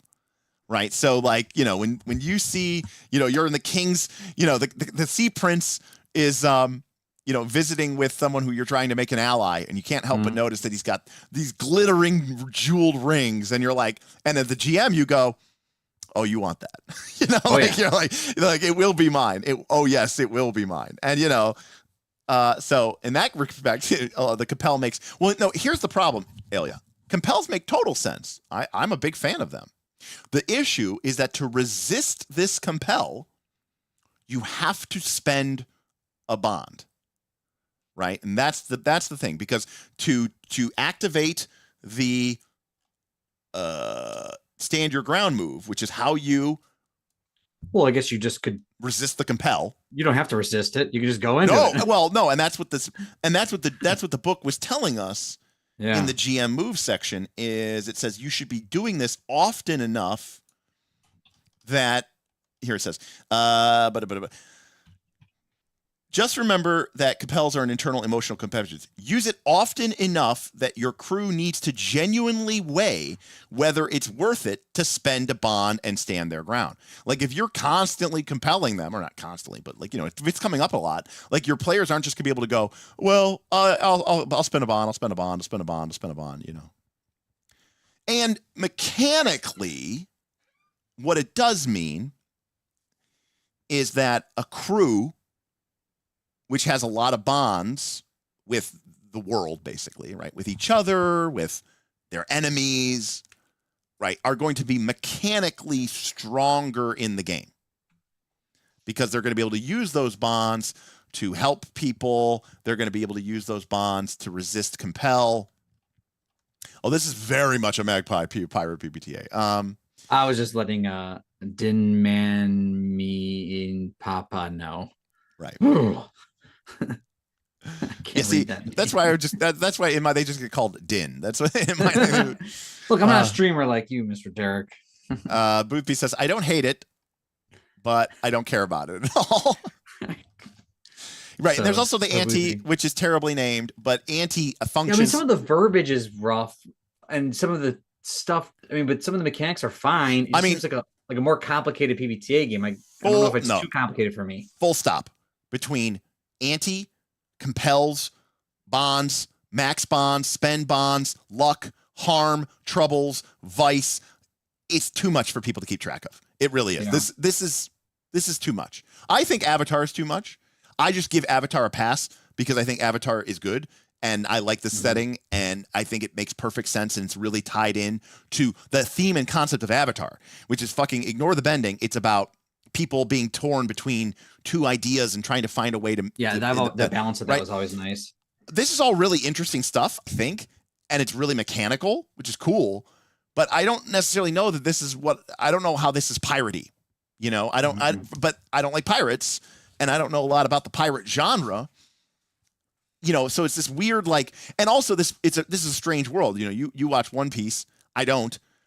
Pirates to me are, I mean, you know, anyone found of piracy was immediately executed because they were like literally the worst. You know what I mean? I mean, like the Marines are looking for them in One Piece. I mean, like it happens that the One Piece people are they're really OP, but they're protagonists. They can be. Right, and so that's what I'm saying. In real life, pirates were horrible. I mean, they were evil. Oh yeah, I mean, you know what I mean? Well, like I think at the beginning of One Piece, they even talk about there's two different types of pirates that like go out and adventure and like live on the open seas. And so not pirates. More of an adventure. Well, so not pirates. They might break people out of, you know. So not pirates. Prison. So not pirates. I'm just saying, like, real pirates are bloodthirsty sea raiders and rapers and ravagers. Well, Nami would steal treasure. So Anon says, so what does weakening a bond between a crewmate because you resist temptation look like in the fiction? I have no clue. That's the part we're having trouble with. That's the part we're having trouble with. You know, I agree. That's the part we're having trouble with. Roll for combat fucking coming in just to give me shit. God, this weekend's going to be forever.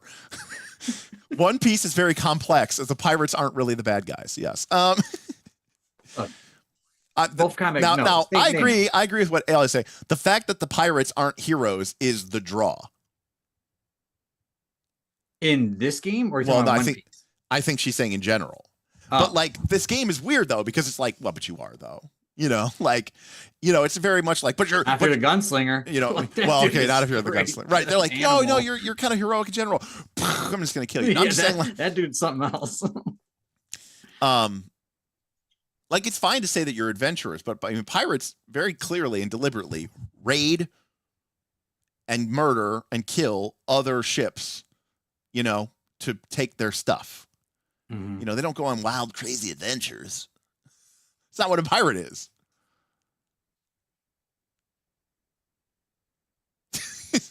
I'm sorry, that's just not what the pirate is.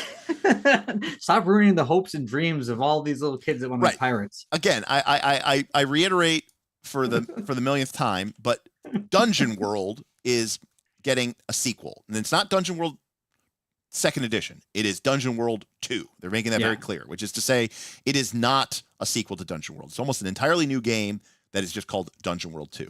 And they released some of their worlds, and from people that rioted. And they wrote an article, said, who is this game for? And what they basically said is Dungeon World was originally trying to capture what D&D and what RPGs were to people. And they said Dungeon World 2 is trying to do the same thing, but for 2025. Okay. Pirates were state-sponsored, man. That would make them a privateer. Different. It's different. Pirates that had a state section letter of marque were a privateer. Okay. And they were state sponsored to raid the enemy's shipping because they were in a state of war, or attack them because they were in a state of war, the same way that, say, you know, we used to sink German merchant caravans and their U-boats would sink our things. That is privateer. So in Dungeon World 2, they basically said D&D isn't what it used to be anymore. D&D is a group of messy, complicated people embarking on dangerous adventures and growing into a heroic found family. That is what this game is trying to do, you know, which is you're messy people, you're complicated, you've got vices, you've got oddities, you're flawed, but together we're going to go on dangerous, insert fantasy adventures, dangerous pirate fantasy adventures, and together we're going to grow into a heroic found family. Okay, but to be clear, Ayla, not that I'm trying to defend murder. Okay, the difference between if you shoot somebody in the chest with a gun, that's murder. But if you do that while in war, it's fine. So there is a difference. There is a difference in the human scope of things. Just saying. I think what Derek's missing is this isn't a historic game. It's a pirate fiction game. Okay, that's fine. What about these rules and these is that part of the pirate fiction that I don't know? Is part of the pirate fiction that the pirates all, grow into a heroic family and they find love and peace in each other? And is that part of the pirate fantasy that I'm not aware of? Because I don't know about that. Maybe I don't see enough pirate fiction to know that's part of the idea there, But if that's part of the pirate emulation clause, then I'm down. But it's not. Tim says if it's One Piece, yes. So yeah, I mean, One Piece is about to be running longer than the pirate era was.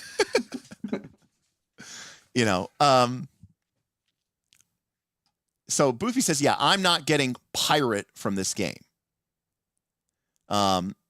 I prefer my pirates as actual pirates, not as heroic revisionism. Now, look, I think that there's something to be said about playing people who are kind of, skirting the edge of the law. They're not necessarily that's Firefly, right? That's in Root. We were definitely rough. Yes. You guys kind of took a hard left there. Eco-terrorists. Yeah. But Serenity obviously was like that. And Serenity was very much about these characters turning into a heroic, or a found family.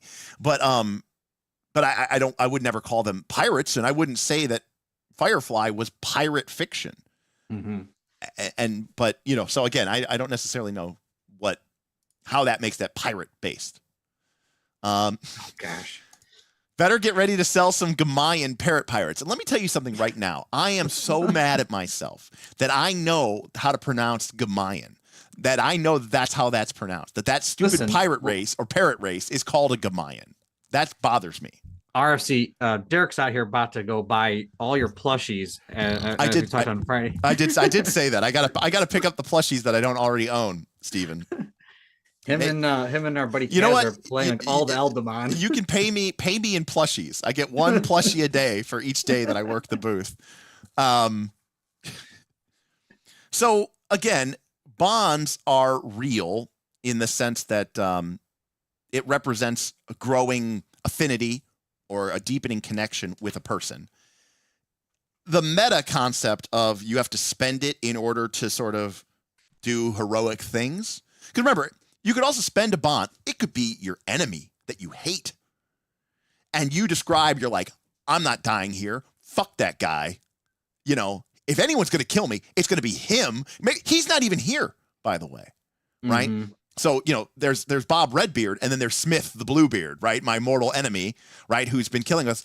I'm getting killed by a squid, a giant squid. And I go, I'm going to stand my ground. I'm going to, resist the compel to die because I swore that to Bluebird, to Smith Bluebeard, that either I would kill him or he would kill me. And I'm like, and I'm not dying here. I'm not letting this stupid fucking squid, kill me. And I'm drawing upon that relationship, the strength of that bond that I have with Smith. Now, to be clear, the drawdown of a bond is only temporary, right? You get it back at the end of a chapter, which, they didn't quite exactly just... we just missed it. Well, I'm sure it's just, somewhere in there, but chapter.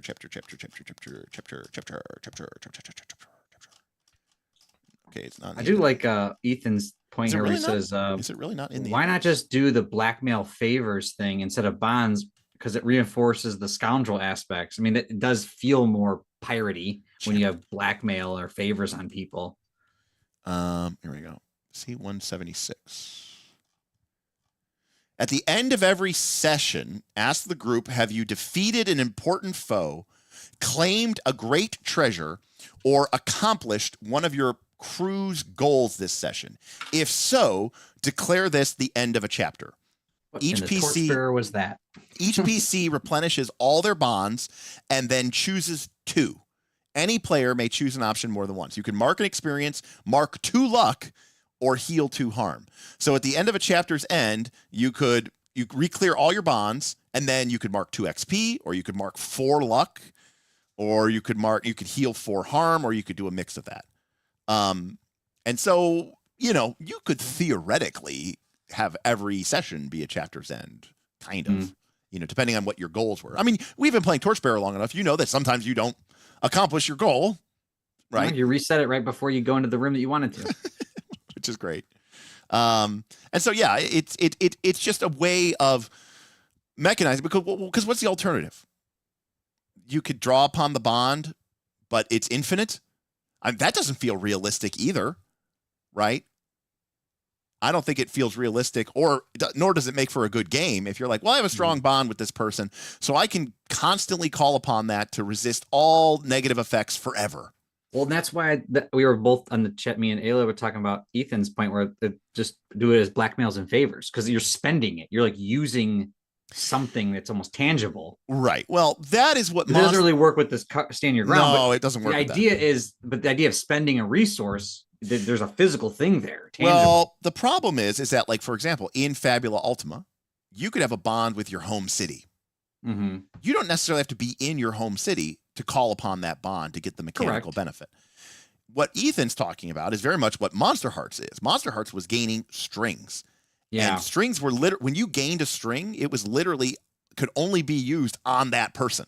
You couldn't, you know, call upon it in the, you know, generic sense. And it was very much a sort of manipulative bad thing in a way, you know, like to say that you have strings on somebody is not usually a good sign. I like that. And it feels piratey. Well, right. But this isn't about being a piratey. It's about being a heroic found family. Yeah. And it's about like how you know what this is? You know what this is? You know what this is? Power of Friendship, the game. They're literally talking about that in the friends we made along the way in the chat. Yeah, it's power. This is how you are quantifying your friendship power. Now, to be fair, you could also have bonds with your enemies. So it's the power of friendship plus the power of hatred. But we have to quantify that. You know, you can't have infinite MP. You can't have infinite spell slots. You can't have infinite hero points. You can't have infinite bennies. You can't have infinite willpower in any of these games, because then it won't work. You have to have some way that you can track that resource. So if the primary resource in order to be able to resist things is bonds, then it has to be depletable. But the thing is, it's not depleted permanently. It's only depleted temporarily. And if you want to explain that diegetically, I guess there's a limit to how much something can affect you. You know, Bob's like, no, I can't give up. It's for my daughter. And then, like, you know, and then the next scene, he gets shot in the, you know, in the chest. He's like, no, I refuse to go down. I'm trying to save my daughter's life. And then in the third scene, right, the walls are closing in on him. And he's like, fuck my daughter. That relationship went stale. That relationship went stale. That's so bad. That's a little weird.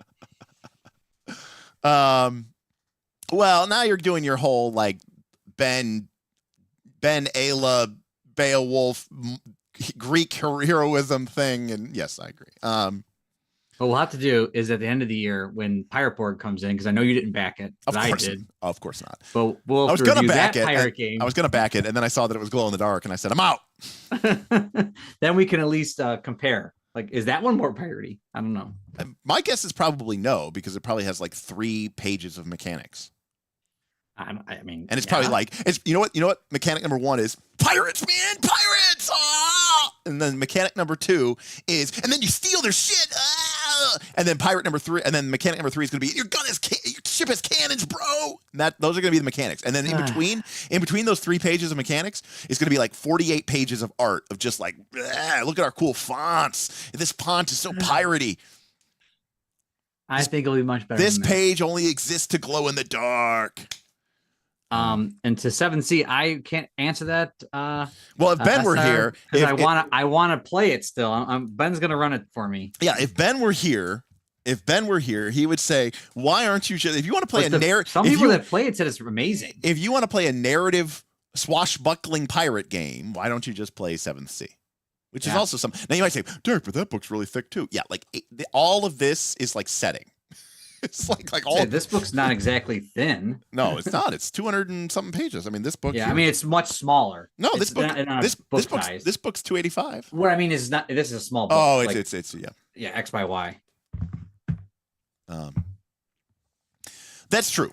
Seventh Sea is a game of swashbuckling and intrigue. To be Oh, clear. they don't got 7C the pirates version. What's going on here? Well, that seems like a missed opportunity. You take on the roles of heroes thrown into a global conspiracy and sinister plot. So you are a hero affair, but it's more Three Musketeers. Well, that's the other thing. A lot of times, but no. Wait. They got here Jack Sparrow. Ooh. So there you go. I just also wonder if a lot of times I say I like pirates because I watch One Piece and like, yes, Pirates of the Caribbean. But really, what I like is seafaring adventure. Now we're talking, because you might just like I do. I just like boats. Well, I like this idea of exploring these new islands and Yeah. I mean, I don't mind a little bit of crime. I mean, you just described why I love Star Trek. Yep. Right? They've got a cool ship, idea. and then they go from planet to planet, and they get into cool kind of crazy adventures, and then next week they go somewhere else, and it's like they get into a new type of adventure, and you can have all these different islands with all these cool different adventures occur, right? And then you go back to your home port, and then you build up your importance in the city, and then you build up your ship. Stormhaven? I'm talking about. Am I talking about a game? I mean, I appreciate that some of these modern PbtA games have tried to make the game more complex. You like ships, but you still haven't reviewed Uncharted Worlds yet. No. Although this is the second time I've seen you write this. You're really pushing for this game or whatever this is. It's a I think it's a space opera PbtA game. So it's like yeah. Get it voted on in the polls. I think he's tried before. Okay. But gotta get that hype train going in the forums.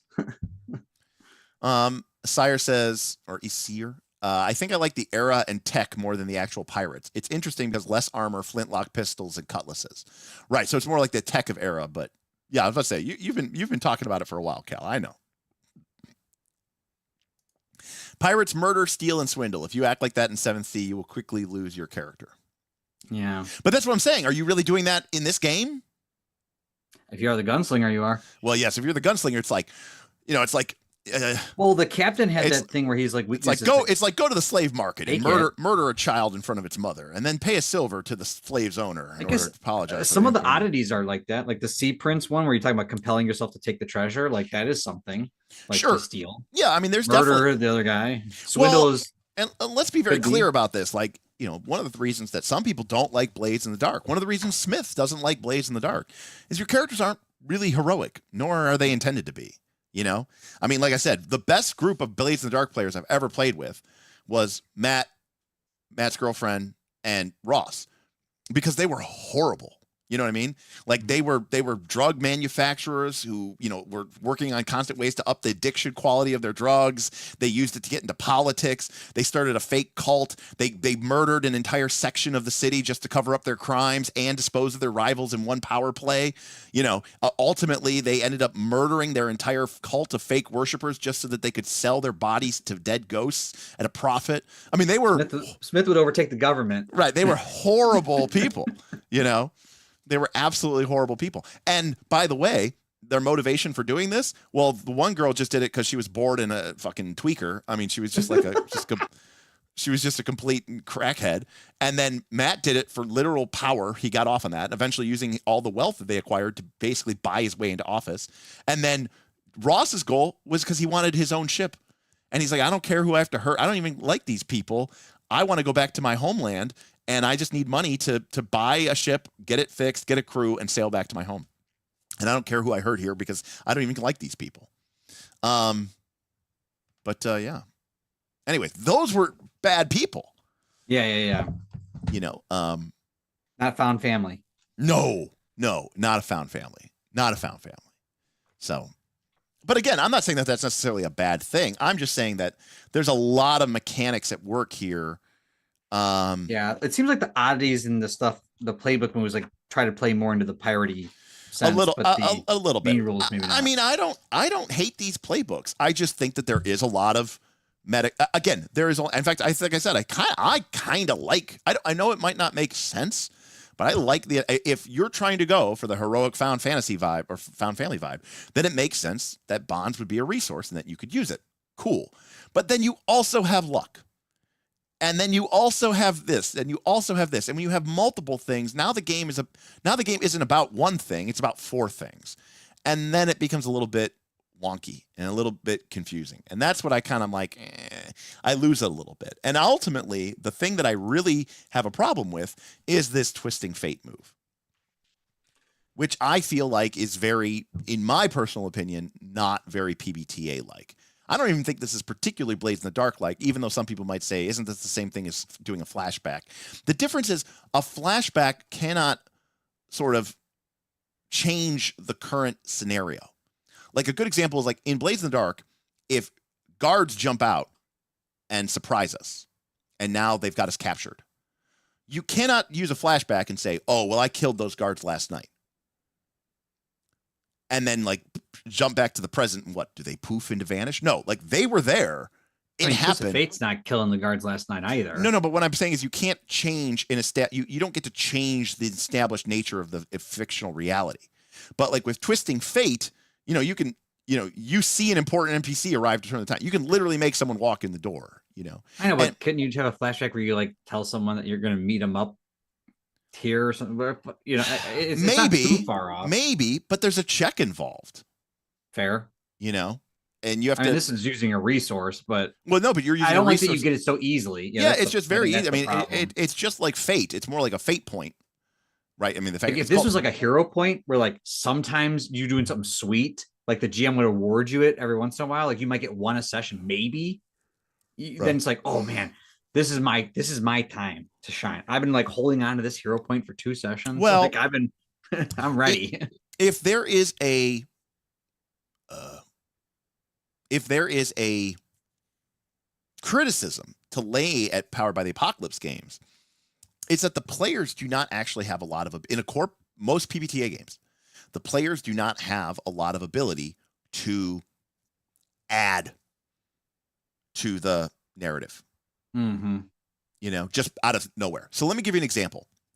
Now, I have changed some of these rules. In Dungeon World, there is a move called Spout Lore.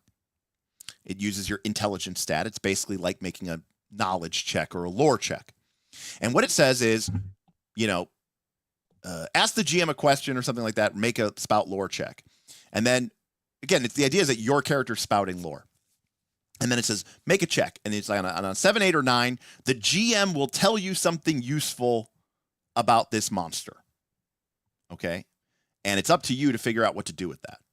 And if you roll a 10 or higher, it's like the GM will tell you something useful about this monster and also tell you something, how you could make advantage of that. I never play Spout Lore that way. I've never done it that way. When you spout lore in the game, I let you, the player, make something up on the spot. You spout lore. You say, yes, the fabled dung beetles of the Hartello swamp. Did you know that they are attracted to the smell of burning flesh? You're making that up as a player. You're adding that to the game. Then I have you roll spout lore. And if you roll a 6 or minus, then I'm going to twist that. If you roll a 10 or higher, it's true. And if you roll a 7, 8, or 9, it's true, but I also get to add something. And I'm like, yes, it does attract them. And it drives them into a killing frenzy. Mm-hmm. Right? So now I've taken your lore that you've spouted, and I've added my own little thing to make it kind of good and bad. Mm-hmm. But I've always let people sort of just add to the stream, to add. Some people are uncomfortable with that. Some people are uncomfortable with that. But what I'm saying is, in general, PbtA does not have a way for players to just kind of seize control of the narrative and do their own thing. This is that. This is the players basically saying, like, which again, I don't mind. It just seems like it's too easy to do. Sure. I mean, it depends on how. I mean, there does seem like there's quite a few ways to get luck. I mean, it looks like you just get it up to your Spitfire every session. Well, that's true. It does go up to your Spitfire every session. And I mean, look, some of the tracks go up to 5 or 6 or 7 luck. So, you're going to have some luck. Yeah. The whatchamacallit, was it the Gunslinger? Yeah. No. Well, I'm just looking at the Navigator has 8 luck. The Mount Bank. He has one of his ability. One of his oddities is Stars, where he has 2 in the Spitfire. So every session at the beginning, he's getting 2. Right. And you can get some for ending the chapter. You can get some from rolling 10 plus on a trick. And when you coerce in town, what is that? Yeah, when you carouse in town. Carouse. Yeah, in town you can get 3. I mean, the Mount Bank also has this. I mean, like Gambler's Edge. Mark 1 luck every time you end the session with Bedeviled, which it must be like a trouble that you have. You know, like if you get yourself in trouble and end the session at Bedeviled, then you mark luck. So, I mean, yeah, it does seem like you're going to have a lot of it, which means you're going to be able to, do this. Not only that, there are powers on a lot of these there's moves on a lot of these playbooks, which add additional things that you can do when you twist fate. Like the Mount Bank can take the curse move, and it says you gain a new option when you twist fate. Your enemy receives a stroke of strange bad luck. What must they do to recover? So now you can twist fate, spend a luck point, and make your enemy have bad luck at will with no dice roll made. So it's putting a lot more narrative control in like meta-fictional control in the hands of players than I am traditionally used to or comfortable with in a PbtA game. So, and again, I don't know how much any of this really has to do with pirates, but yeah, this character, the shiprat, looks like they belong on a pirate ship.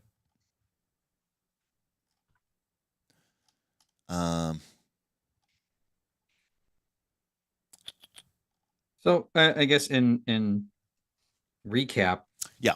I don't know if I'd play it or not. I don't know. I mean, I got this. Bob's like, and in recap, I'll just play Dragonbane. That's. I mean, I'm not. I kind of. When I go to Origins, one of the guys is running Pirate Dragonbane. I was gonna say, why isn't there Pirate Bane? I'm running in a two shot Pirate Bane. You're running Dragonbane session in Origins. You're playing or you're running? Okay. I think Setsu's running it. Okay. But yeah, I mean, I like that system. I like the mechanicals, and then I just like pirates, the genre. So, I was hoping maybe there would be some inspiration. I do like the idea of ships and stuff like that. That's kind of cool. Obviously, Dragon Tide, we were kind of do some of that. So maybe there's some inspiration here. But I'm just thinking in my head, this is almost too complex to me to run or play. But maybe if I had the right group, I would just run with it. I mean, it seems fine. Well, the thing is, you have to remember that in a game like this, you have to trust the process. You have to trust the system. You have to lean into the system and expect that the system is going to generate outcomes that you find enjoyable. You can't, all these people who talk about game systems like they're the enemy, I think you're missing the entire point. Like the mechanics are there to try to assist you, to help you to get to a point. Mm-hmm. I find that some people have a very strange relationship with the games that they play, where they almost view the rules as the enemy, and the rules should be your friend, not an enemy. They shouldn't be a hurdle to getting to what you want. They should be the reason you're playing that game, is because the rules are going to help you get where you want to go. Root has a I would try it. I'd play it just to see how it works. Because I liked Root, I like Avatar, and those are more complex PbtA games. Absolutely, I feel like I was expecting something different from it. I don't know if I got what I was expecting. I mean, it's definitely. Again, I could see where there's maybe your pessimism is just wearing off on me. No, well, maybe, but no, I think just playing Dragonbane is just running me off on you. Dragonbane's just so good. Like you were even on Friday, you were just like, whoa, Pathfinder 2, why? That was a lot. That was a lot to make. It took us like hours to make a character. You're like, it's like and it's like, did you choose a heritage? And you're like, trust me. You're like, trust me. You're like, oh, my character has abilities. There's so much. It took us two plus hours to make a character. And then even then you're like, we'll finish this up. We'll finish this up later. There was some equipment. So either way, it's basically fine. But that game's gonna be more complicated. It's gonna tax my brain. And Dragonbane is just so smooth and so easy. So well, what's interesting is I think that some people like you, a lot of people mistake this for simulationism. And I don't think this is actually simulationism. So some people, what I'm about to say, I think some people who think they're simulationists actually aren't simulationists. Simulationism wants a lot of rules to or at least mechanics, right? In order to be able to kind of reflect the fiction with mechanics, right? They want, if something's in the world, if you're talking about it, if it exists, if there's a door, the door should have hit points. The door should have armor class. The door should have hardness, right? Oh, the door is weak to fire, but strong against, daggers, okay? But I think there's a type of person outside of G and N and S. Because when I talk about G and N and S, and I got to be, again, I've taken a slightly different tact than the original people on the Forge did. When I talk about G and S, N and S, I'm talking about mechanics. I'm talking about game mechanics. I'm talking about simulationist mechanics, gamist mechanics, narrative mechanics. But I think there's a growing group of people who don't actually care about the mechanics. All they care about is the fiction. Right? The rules mean almost nothing to them. All they like doing is sitting around telling stories. Okay. And, now there might be games that have less rules. It doesn't matter whether they're narrative or simulationist or gamist, but they prefer those because they're not really there for the rules. They're there for just, mirth and mayhem. They just need something to support it. No, but that's just it. They don't. They think they do, but they don't. No, because now I'm gonna be playing 6-year-old make believe with my son. Well, it's like one step above that. I don't know. It feels like more than one step above that. I'm just saying. I mean, like some of the games that you like are very, very, very, very, very, very, very minimalists. I love them. Right, and the reason why you love them is because there isn't a lot of bells and whistles. But there is structure there. Like there is something there. Very vaguely. I mean, I like Dragon Man. I feel like has enough there to really to make it supportive. Well, it doesn't. You are just good, or I shouldn't even say you're good. I should just say you are satisfied with using that very meager set of tools to handle the questions that you have about the game. Well, correct, but that's I mean that's like for example, a light system. Like for example, let's say that you went to someone's Dragon Bane game and you were shooting at somebody in the middle of the night and it's rainstorming. Right? Windy rainstorm, and you see this creature coming. There's a dragon, right? Flying overhead. You see it illuminated, a silhouette against a bolt of lightning, torrential rain, and it's dark. So you pull out your black ashwood bow and you string your arrow and you shoot. So you make a bows check. Mm-hmm. You giving me a bane? Oh, yeah. You giving me 2 banes? Nah, probably just 1. Well, maybe. I don't know. It depends on how far you are, what's going on else in the scenario. Do you at least a bane? But do you really care? What do you mean, do I really care? Do you really care how accurately you model, the inaccuracy caused by the distance, the dragon, the rain, the darkness, the lightning, the wind? No, but I want you to feel like if you're making that shot that it's harder, which sure. Each bane makes it feel like I'm going to miss. So for you, it's good enough to just go bane, and you're good. You're happy. You're satisfied. That was the mechanical framework that you needed. Yes. Let me put it another way. Dragon Bane allows you to do a bane, which is disadvantage for people who don't play Dragon Bane. But basically, you roll 2d20, take the low. Well, you take the high in Dragon Bane because rolling high is bad. How often? You've played a lot more Dragon Bane than me. You've run a lot more Dragon Bane. How often have you as a GM given out 2, 3, 4 banes? No. So you usually give out 1. Most I've ever done is 2. Most I've ever done is 2. And that's probably, and that happens often or very frequently? No. That's basically like you're going to pass or you're going to fail. So 90% of the time, you basically are sticking with advantage and disadvantage. Almost entirely. Right. Which, according to the people who play 5e, is terrible and can't support any sort of game. But you're saying that you do it all the time in Dragon Bane and it works just fine. Yes. And it's because the fidelity, right, of accuracy for you is good enough. Right? People complain that, it's not enough accuracy to reflect all of the situation. You're fine. You don't need to weigh +2 this, -4 this. You just look at the whole system and then just slap a bane on there, Yep. And Dragon Bane isn't trying to be gamist, and it's not trying to be simulationist, and it's not trying to be narrativist. If I had to rate Dragon Bane, it would actually be low on all 3 of those things. It's not a particularly good game in the sense that it's like very well balanced mechanics. I mean, look at look at some of the heroic abilities versus some of the other heroic abilities. I mean, I'm telling you, the balance is weird. Like I almost wiped my party. I thought I was going to, but they ended up saving the day. Okay, the balance is all over the place. It's not a particularly good game You know, you roll randomly for your characters. You know, what I mean, the rules are by no stretch of the imagination any hope or simulationist. There's no concept of a DC or anything like that. It's like, hey, you're really good at bow shots. All right, shoot that thing. Yeah, make your bow shot. Shoot that thing. Make your bow shot. There's no DC. There's no AC. And then it's not particularly narrative game. The game doesn't have any narrative mechanics. There's nothing in there that's like rewards you for completing your character's arc or gives you this sort of bonus if you do this thing. No. So I mean, the game, it gives you by giving you XP at the end of the session. Like well, but I wouldn't even say that's a mechanic. That's a reward system, right? Which is a bit different. So in that respect, the game is low G, low N, low S. And so you might say, so is it a bad game? And I was like saying, no, it's just a very minimalist game that doesn't do much of anything. And that's okay because you're not interested in the game. You're interested in the story. You're interested in the experience. You're interested in, you know, the mirth and mayhem. The mirth and mayhem. You are a Timmy. I think I've always been a Timmy. Right? So Timmy's Nothing that Spike. Timmy's don't play Magic the Gathering because they care about winning or losing. Nope. Timmy's don't play Magic the Gathering because they care about being creative or smart or building something interesting. Sometimes I do. No one's 100% of anything. Timmy's don't play the game because they absolutely love the art and the storytelling. Nope. Timmy's play the game because they want to feel something. Yep. That's it. Fun. They want fun is usually one of the things that they want to feel, but they want to feel something.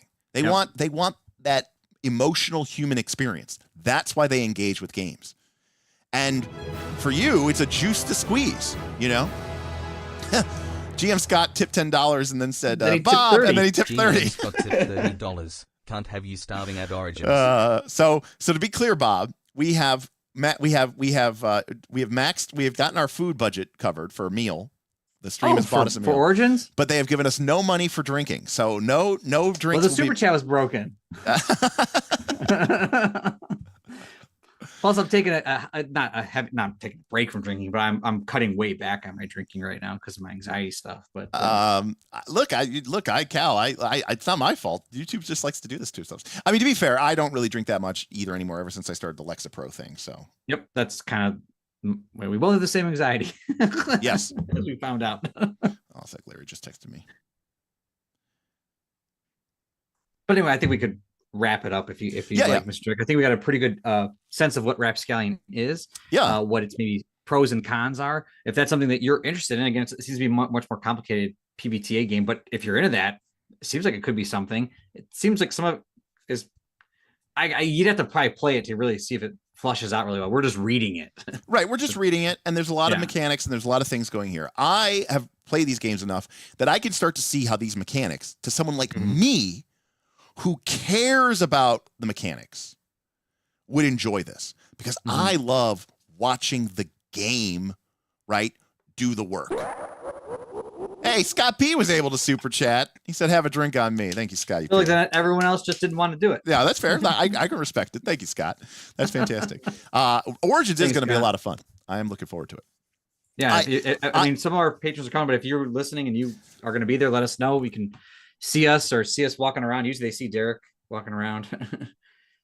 We're in KLC merch. Yes, absolutely. Oh, and here comes the AGM. Yar, it be Captain Salty Derek and Quartermaster Bob, Timmy the Terrible. Looking forward to receiving my copy. So apparently Jace also backed Rapscallion. So what I was trying to get at is, like, when I look at Avatar, I enjoy watching the mechanics create this tension between I'm torn between two principles, right? I want justice, but I also want freedom, like I want people to be, I want there to be justice, but I also don't want strict laws that are going to restrict everybody's freedom. How do I find a middle road? How do I find a balance between the two of them? Or maybe I won't. Maybe the realities of the world will require me to lean towards justice and lean towards balance. And there's a lot of mechanics in Avatar that dance around that idea. And a lot of people find that burdensome and boring because they're like, I don't want mechanics to help me tell that story. I could just tell that story myself. I can role play it. I'm not interested in just playing make-believe and making that all up. I like the mechanics to do the thing. It's the same way that some people, I'm very happy with the combat being like, roll a die. Did you roll high enough? You won the combat. No, people are like, no, I want to see how all the character options and mechanics dance together back and forth to create this interesting combat to see who wins or loses. I like doing that with other things, not just combat. I like doing that with personal relationships. I like doing that with your character's inner balance between your two principles. This game does that. Is to send a family member into every game we play that somehow is related to me that I have to decide if I have to kill or not. Right. I want to see if will Bob kill his family without question immediately. It wasn't even a moment hesitation. So I find that to be enjoyable. Other people don't because they think, I don't really care about the mechanics, Derek. I just want to have a good game. Whereas when I play a game, people will be like, that game was great. And I'm like, yeah, I didn't enjoy it. Like, what are you talking about? It was a great game. Yeah, but the mechanics sucked. And you're like, who cares? The experience was good. That's fine. I don't just play games for the experience because I'm not a Timmy, right? I don't play games to feel anything. In fact, I'd rather feel nothing, right? That's my deal. Like you don't feel anything.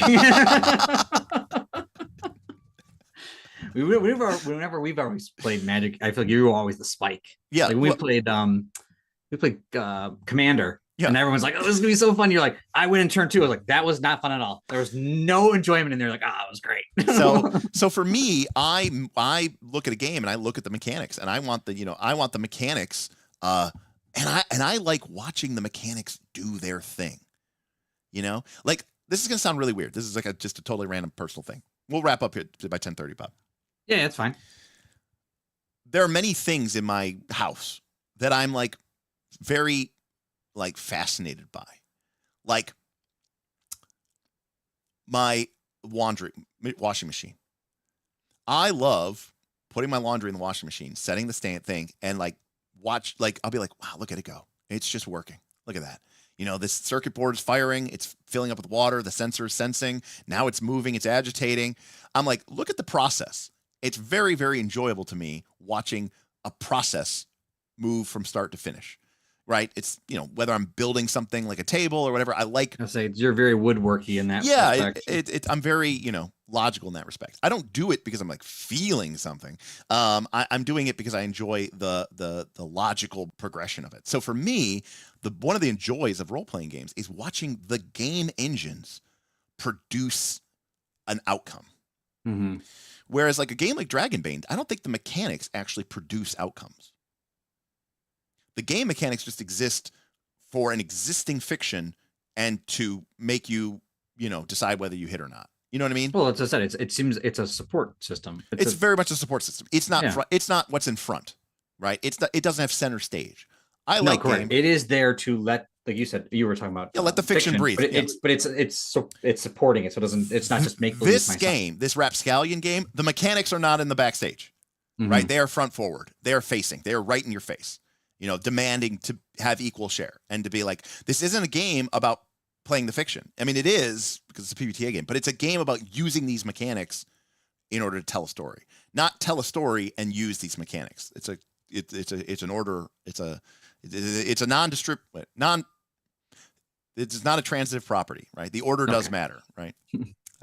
So last thing we'll say here is Tim says, like people who call apples to apples a game, I just can't agree. It's a social activity. Rules light RPGs easily become social activities instead of games for me. Not necessarily a bad thing, just a thing. GM Scott says, I'm going to have to rewind and watch this VOD. Have we done a summary yet? No. So the final summary is Bob. I kind of summarized myself as I feel like I wouldn't play this generally. But I would try it, obviously. I just don't think it was what I wanted it to be. I bought this, obviously, after I played Root, and I wanted to play PbtA Pirates. It seems to be a more complex version of that, though there was definitely rules in Root. And I don't know, like you said, maybe I'm just...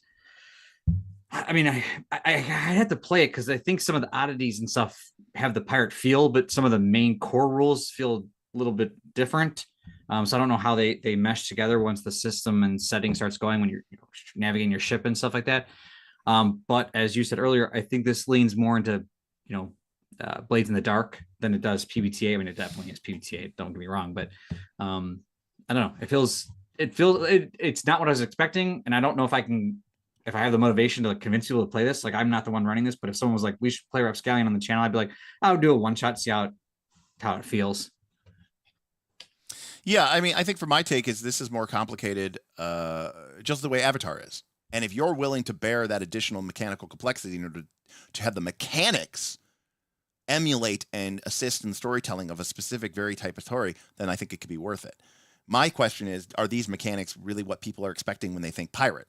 For me, no, but I don't really like the genre anyway, so I'm the wrong audience regardless.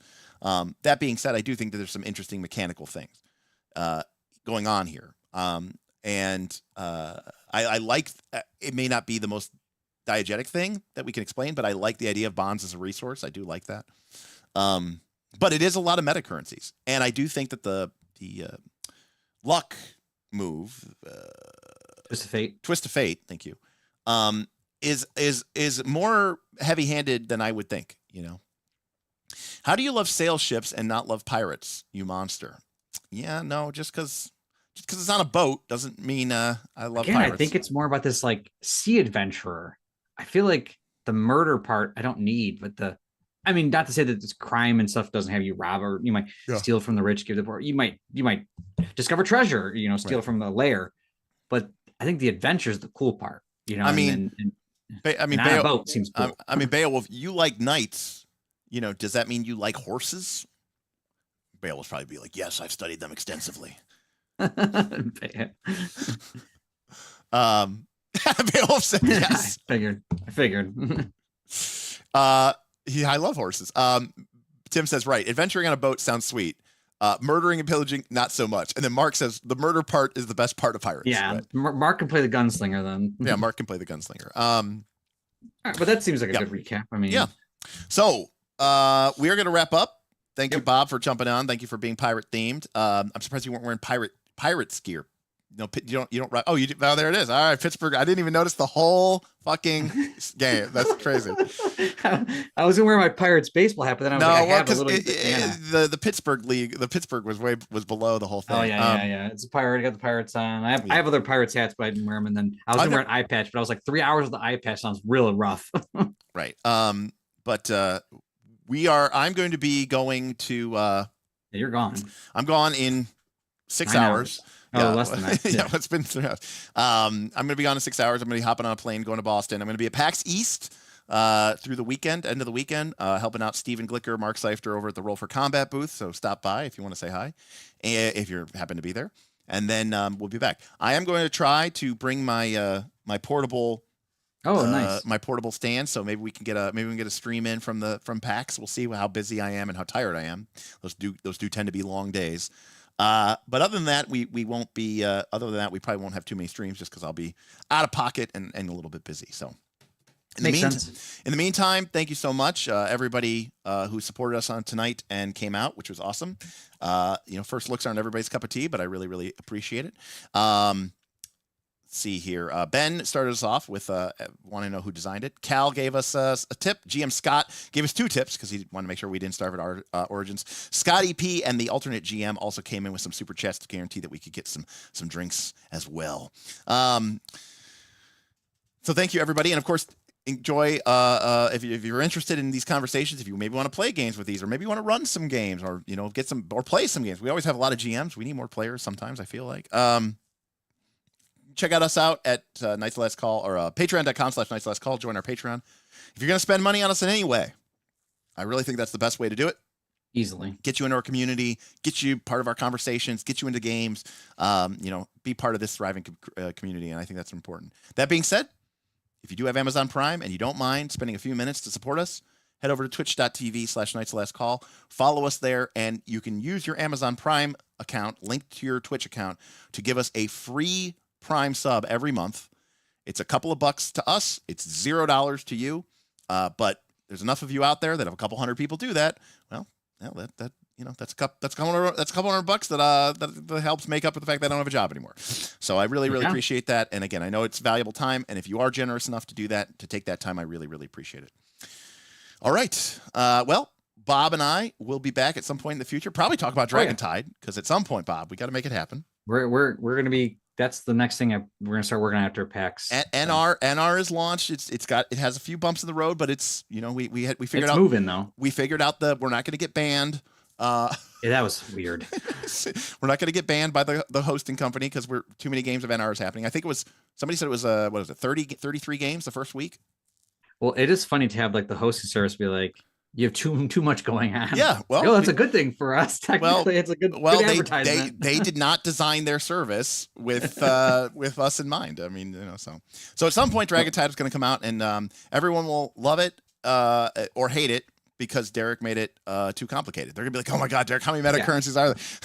All the easy parts of that system will be designed by Bob. Oh yeah, you'll be like, oh, that part's great. You roll some dice, some mayhem happens, and then you're fucking adventuring. It's crazy. It's great. And everyone will be like, and I will be sitting there fuming and just be like, damn you, Bob.